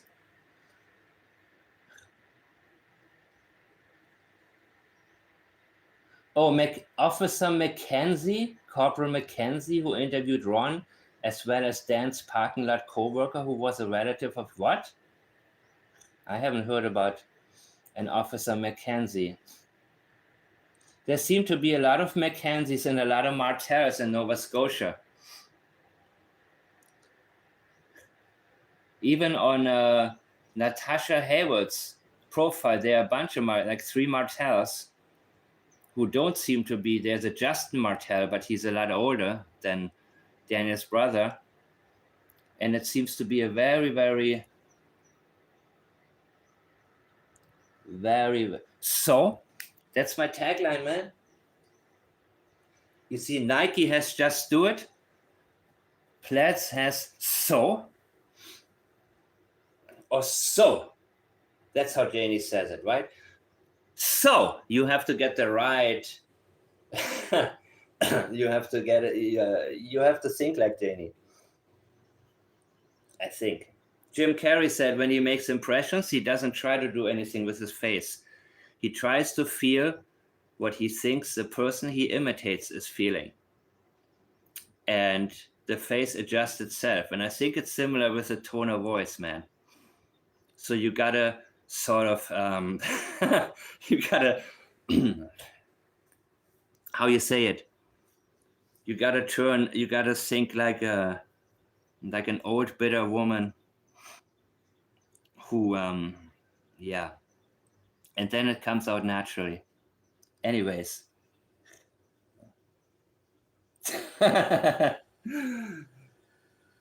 So I'm gonna go. Wait, my tea is ready, man. I need my tea.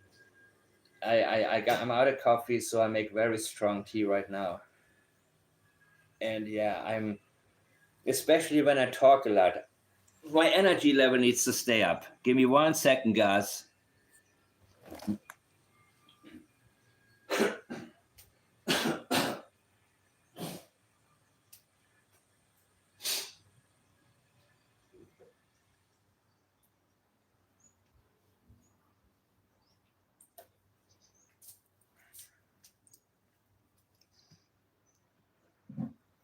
One moment.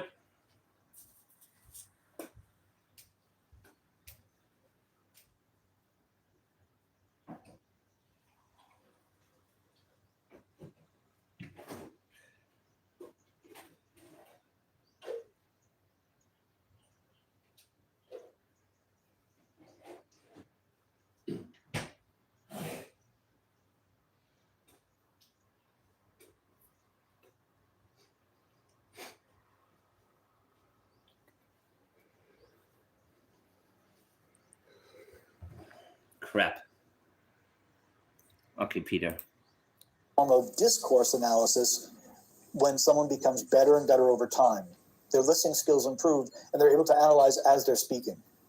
Okay, and I've got a list here of some areas that perhaps can indicate deception. Do you want to mention some of it, Peter, before we analyse the interview that we're going to look at? Sure. So hesitation. Yes, I got the lyrics. And as soon as I set up my studio, I will get to it. Fair dinkum. To make it Jordan Geddes rap. Because those were profound. There was such a profound message he sent me, man. Hey, Mike Gamble, look. Yeah. I'll get to it. That'll be the rap part. Well, we look at a disruption. Now, some people naturally will hesitate as they speak, so we look for a pattern. If someone is... Yeah, you establish a baseline pattern, and you always look for changes in patterns. And by the way, most people will tell you, most instructors will say you need to ignore body language altogether. Bullshit. You don't want to listen to the behavioral panel or any other people like that who get it wrong 70% of the time. I don't understand why people watch the behavioral channel, because they get it wrong all the time.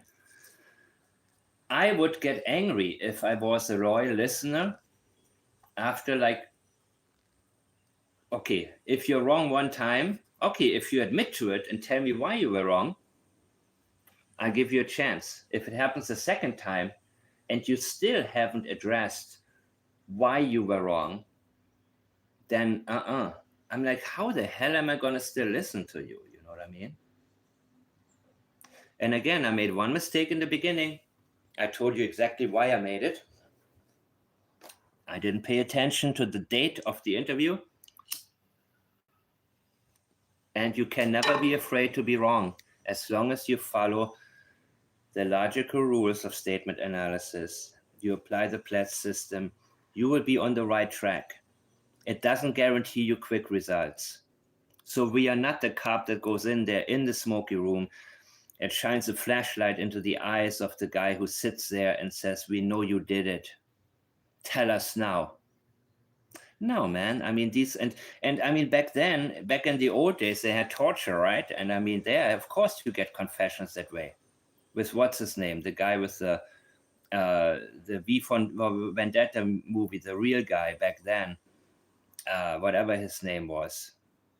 Horrible story, man, how they got him to confess. Back then, they didn't care. It was like, well, he confessed. And he couldn't even sign his name properly. He was in such pain. I forgot the name of the guy. But it's what this is all based on. No, we don't look. We want the confession, people. We want it. But we want to get it by presenting our analysis to the subject and say, Daniel Martel, here's what you've said.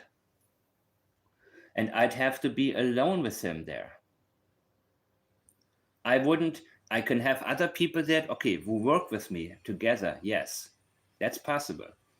But we would have to be in sync with only the questions and only what we present him with, and not allow him to sidetrack us by answering something else. You know what I mean? That's what's so difficult about, and that's why he only appears in chat. He never goes on any show, guys. Let's not forget that he avoids appearing on any channel. Even those fluff channels, he will not go on there.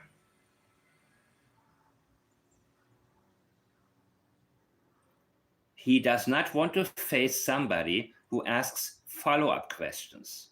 He wants to be able to bounce out of there. He wants to be able to select certain questions. And then when I give him a follow-up, he will go talk about Malaya. He will talk about Yeah, I would love to. Daniel, you can come on anytime. I would love to have you on, Daniel. And you can bounce out anytime you want. You can click off whenever. After 2 or 3 minutes, in the middle of a sentence, you can say, forget it, I'm done.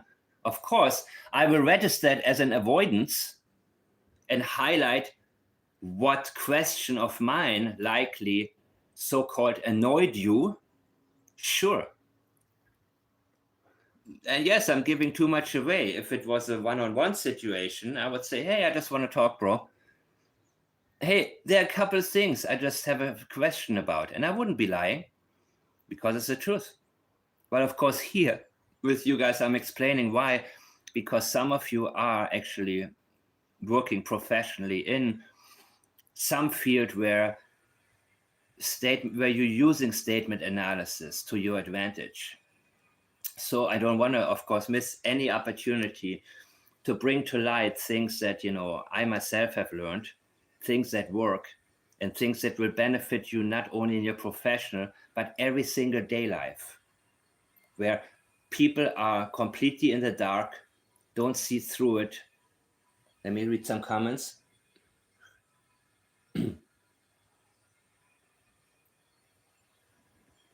Yeah, I love it when you guys ask Belinda the right questions here.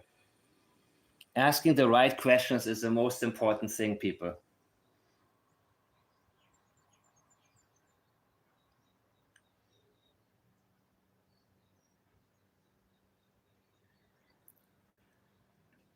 We look for a pattern. That's very important. So if you're always speaking slowly, then, I cannot say, we noticed that with Jordan Geddes and Daniel very much. And even Janie, these are fast talking people. And all of a sudden they're asked a simple question and they're slowing down. We recognize that as an avoidance people. All of a sudden they need to think. And the reason is they are not going to speak from experiential memory. They're afraid of leakage. They're afraid that if they continue with that flow, speaking naturally, the truth will come out. And they do their best to hide it, and they have to think. That is a huge thing to recognize, guys. Huge. Suddenly hesitating. Yeah, suddenly hesitating. And that's key. The sudden hesitation. And listen to some of Daniel's statements later on. I will, of course, a balance put together a great compilation of really important statements. And I'm talking about statements that I have been hearing in the last 4 months, different ones. And sometimes I'm struggling to find them. And I think, oh, I'm getting more organized now, by the way, because I didn't expect to have these video presentations. Now it's becoming second nature to do that. So, but this compilation, you will be able to see the pattern changes and how extreme they actually are. And when they change. We want to know why. So we call That's exactly it. Why is the pattern changing? this a sensitivity indicator. Sensitivity. And that's the last part of PLED's priorities, leakage, avoidance, intentions, deception, sensitivities. And that's a sensitivity indicator. That is the sensitivity right there. Meaning, for example, if I ask you a question and you answer the question with a question, that's also a big one, right? Do you know people who answer a question with a question? Have you ever had this situation? It's very common. And yes, it's also a form of deception. Buying yourself some time. I know this is an important question. It doesn't necessarily mean that you're being deceptive, but you sure caught my attention. Right. Okay. Absolutely. Okay. And again, that's why intention in PLEDs, the fourth one is intentions. And intentions is extremely important. So you can be deceptive, but we need to know why are you deceptive. It doesn't necessarily mean you did it, but there is a reason for the deception. and behind the intention. So just because Jordan was extremely deceptive on the Dolly Vision interview, extremely deceptive, it doesn't mean he did anything, except he wants to now come to his daddy's aid, whose intention was to mislead us in order to protect Daniel. And searching for the right words. Well, thoughtful people can do that, but when they are under certain contexts, like in a missing child case, we want to know what is the relationship between the missing child and the subject speaking. If it is a very close relationship, we generally don't see someone pausing or searching just for the right words. Absolutely. You don't have time for this. You want the kids back. You don't pause. You don't think about how you word things. You have only one concern, and that's Jack and Lily. That's the only concern. Until Jack and Lily are back, everything is unimportant. If you are not guilty of anything and if you don't know what happened. And that's exactly where we gave Daniel the benefit of the doubt in the beginning, somewhat. And we let him talk us out of it every single time.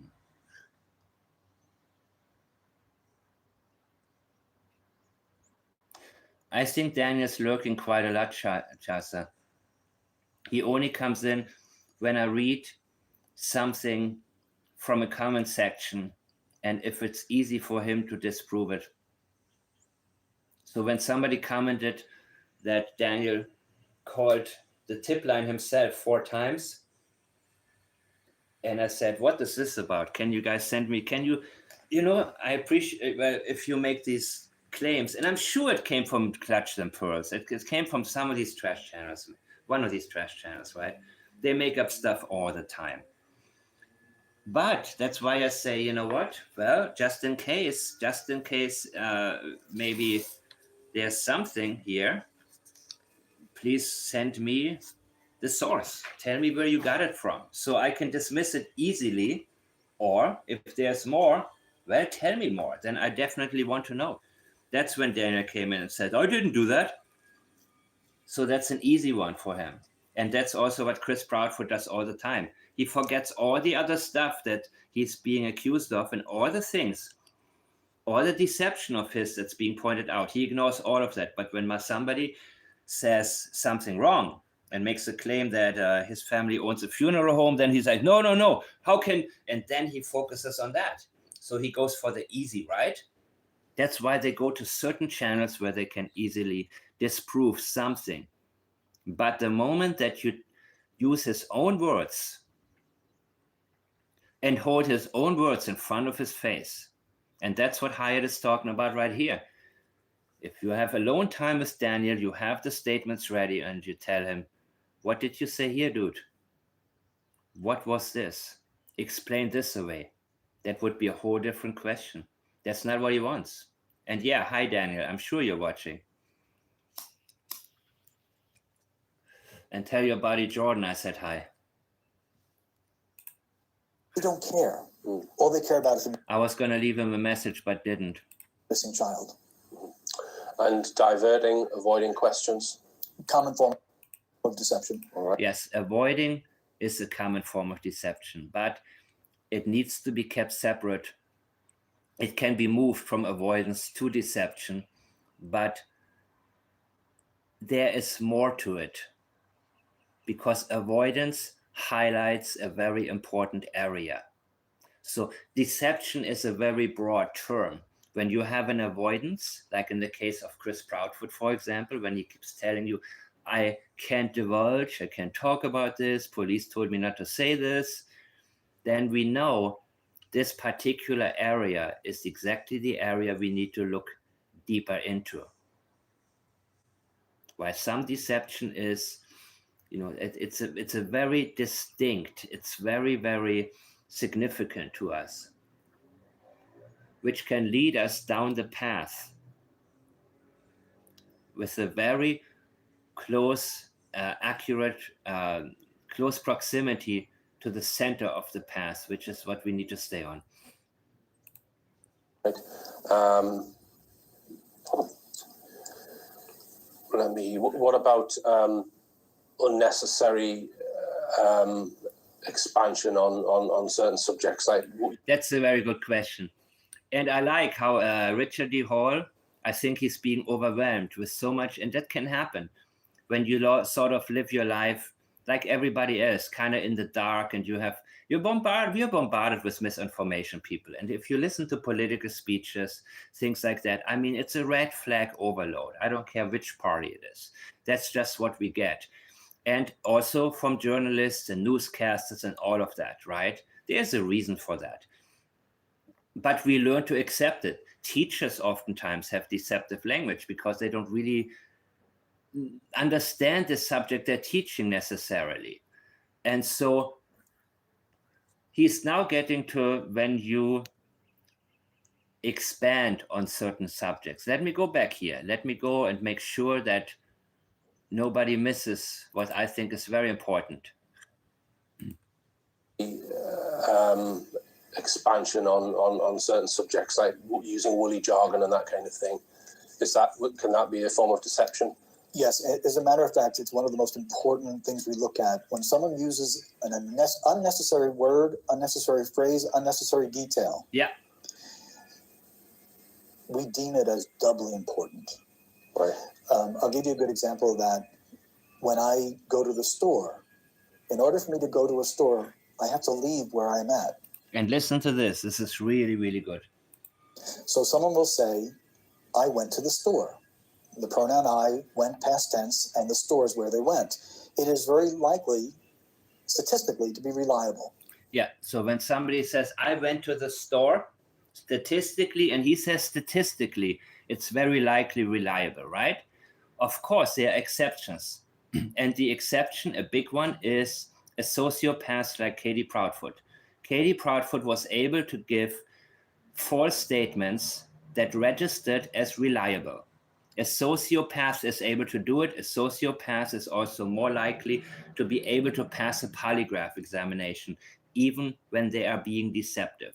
So this is not 100%, but it's very close to 100%.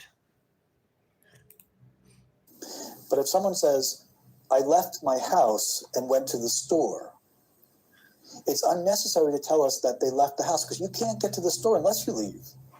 So we know something happened at the house that you're not telling me. 70% likelihood that it has to do with time or rushing or couldn't find my keys, something like that. But 30% of the time, it's critically withheld information. Right. And what about distancing language, where you try and refer to a group rather than yourself? Yeah, there's a couple different forms of distancing language, and we look at distancing language and flag it as such. I went Christmas shopping with Heather. Yeah, and in Daniel's case, what did he tell us? You want me to play it again? I will play it in a little while again, guys. I had to run to the woods. Ahead of the drones and the helicopters. He is avoiding to tell us that he went to the pipeline. He is avoiding to mention exactly where he was headed. Remember that?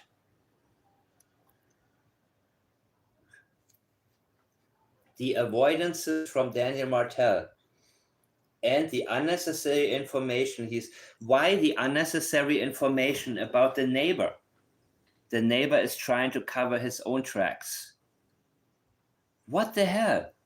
What? Where's his neighbor? I didn't even think about the neighbor before. He thought there was a rock party. Sure, that is an interpretation of what he heard. That's why we don't go for other people's interpretations. We don't want to know them. We can ask people once in a while, okay, what do you think that might mean? He heard a car coming in and out. So at first he probably assumed, knowing who Daniel is, well, they have another get-together with his buddies and they indulge in their own hobbies, right? That was a false assumption on the part of the neighbor, guys. That was the neighbor. The neighbor was interpreting it wrongly. You don't want to listen to that.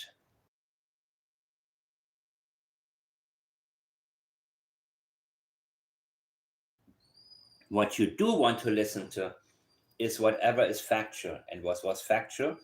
He heard a car multiple times, in and out. That's what you want to listen to. So what he first thought was a rock party, it wasn't. But the fact that Daniel keeps at it and Janie spends time with her neighbor, that is a huge sensitivity right here. Because that has nothing, we go on alert. Anything that they're telling us where you say, this is interrupting the flow.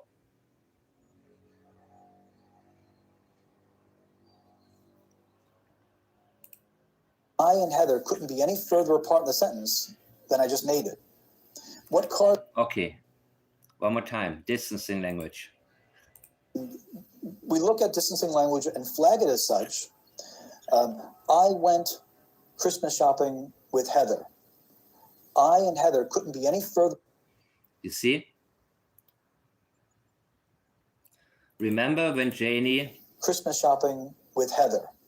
I went Christmas shopping with Heather. I and Heather is as far apart as it can possibly be. And when Daniel talked about they were out at the mall, he mentioned who was there. I was there with Meadow and Malaya, and always Jack and Lily always come last. Always. With Janie too. Later they add Jack and Lily. Okay. I and Heather couldn't be any further apart in the sentence than I just made it. What caused the distancing? Did we have an argument? Did I not want to go shopping? I could have said, Heather and I went Christmas shopping, but I didn't. So I went Christmas shopping with Heather puts me and Heather far apart. Sometimes the distance is nothing more than geographical. Sometimes it is strongly psychological. In cases where we expect very closeness, like if an assault case, a missing person case. An assault case is very... See you later, Marley. I think I'm going to go very soon, too. I just think that... listen, I want to highlight a couple of more things that I think are very important for us to remember. And what we need to remember, right? I will make a video for the private section, by the way, where I will go deeper into these details. But I realized that, of course, in the public section, I'm going to keep this about Jack and Lily mostly. Wow, now I'm getting some messages here. Let me see.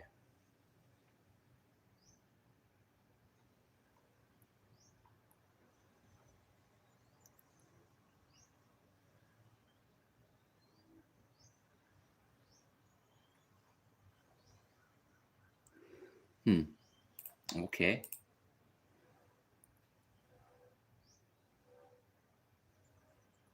I haven't checked messages in a while. I want to summarize things a little bit. And let me go back to somebody pointed out a timestamp on one of my videos.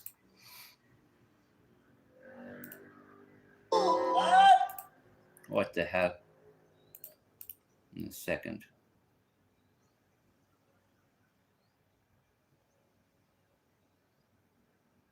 I want to bring this back down to Jack and Lily. And of course, Daniel Martel. We moved in here. My dog got more sensitive to sounds because of the kids yelling, screaming. So yes, my dog is very sensitive to Lily's scream and Jack screaming or talking. Okay. And so why is this so important for her? The kids moved, when Jack and Lily moved in here, my dog got more sensitive to sounds because of the kids yelling, screaming. So yes, my dog is very sensitive to Lily's scream and Jack screaming. And Jack screaming. When did you hear Jack scream? That is my question to you right now.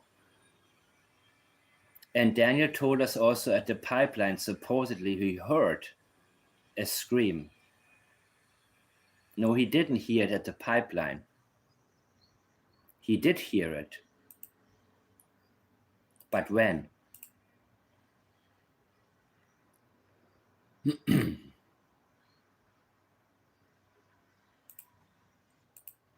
So, I need to know what happened to Lily and Jack. Yeah. I'm going to go back here for 1 second, okay, people?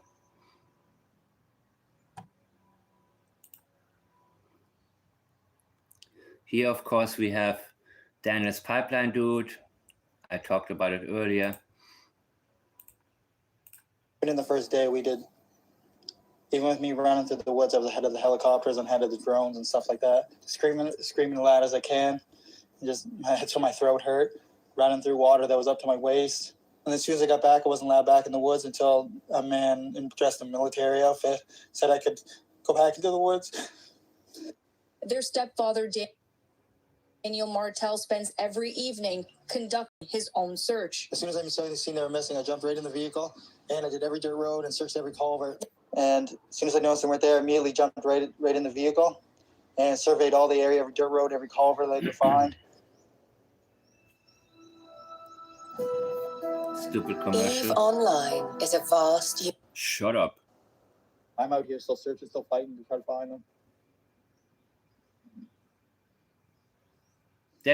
And there's a difference between this fake crying and the other one where I believe he was really touched that they let him go back in the woods because he had so much pressure. He was so scared they're going to find the evidence. Guys, I'm going to finish right now because people are leaving. That is the signal for me. And also thank you, Belinda and Charles. Thank you for answering so many of our questions here that people have.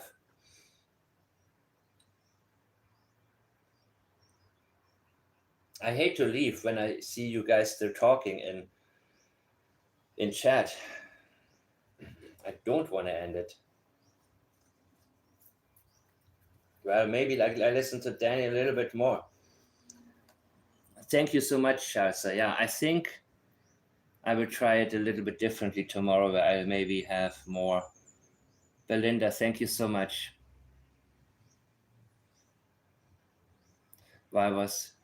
Please, guys, think about some questions for tomorrow. I will be back on around this time.